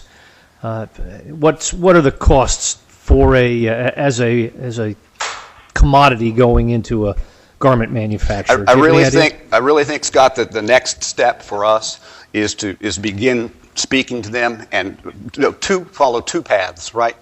Work with Amit and our research staff to begin making that material, and we're conducting internal research on that product, and at the same time, talk to 100 customers. We got to find out. We have a lot to learn about the market. David? Tom, how does the strength of lignin carbon fiber compare to other mechanical and aerospace carbon fiber? So if we go back to the chart, you'll see that aerospace fibers are 500 KSI in strength and about 35 in modulus. And today, we're doing well to be at 150 KSI and 9. But the Department of Energy has estimated, and this work has been done with the Automotive Composites Consortium, that the automotive target does not have to be anywhere near that aerospace target. So it's somewhere in the middle. So our journey is not from here to here, it's from here to here. So Tom, if I decided I wanted to go into the lignin-based carbon fiber fire retardant material business, yes, what are my startup costs going to look like? We did some back-of-the-envelope calculations of what would it cost to build a $2 million pound a year plant. Okay, it's not very big, but think 2 million pounds, about $14 to $15 million. Okay, so you got capital costs. This is capital-intensive business. You get $14 or $15 million to produce 2 million pounds a year, each and every year. Back of the envelope. Yes, sir. Have you looked at, compared to similar materials, the degradation over time as far as fire retardants go? Other materials tend to degrade and kind of lose some of that protection over time. See, I told you needed to be here. Will this be similar to that? Or? I give the microphone to Dr. Amit Naskar. So actually, we compare the flammability characteristics of this material, lignin-derived fiber versus PAN-derived fibers. They are comparable, and in terms of cost, it is advantageous. It will be cheaper. And if you are talking about stabilized fibers, mechanical properties, that would be half of PAN-based fibers. And for mattress and all these flame retardant application, I believe that is quite enough in terms of cost benefit. And another reason for that is still we are seeing more than 5%. We did not tailor that material for weaving purpose. We are seeing almost 5% ultimate elongation. That means you can stitch. If we can produce enough stabilized fiber, you can stitch. This is flexible enough. So there is a lot of room that we can further improve. But definitely, I liked whenever Tom proposed this one, because this is the low-hanging fruit from lignin-derived carbon fiber research that has potential for commercialization. Okay, thank you.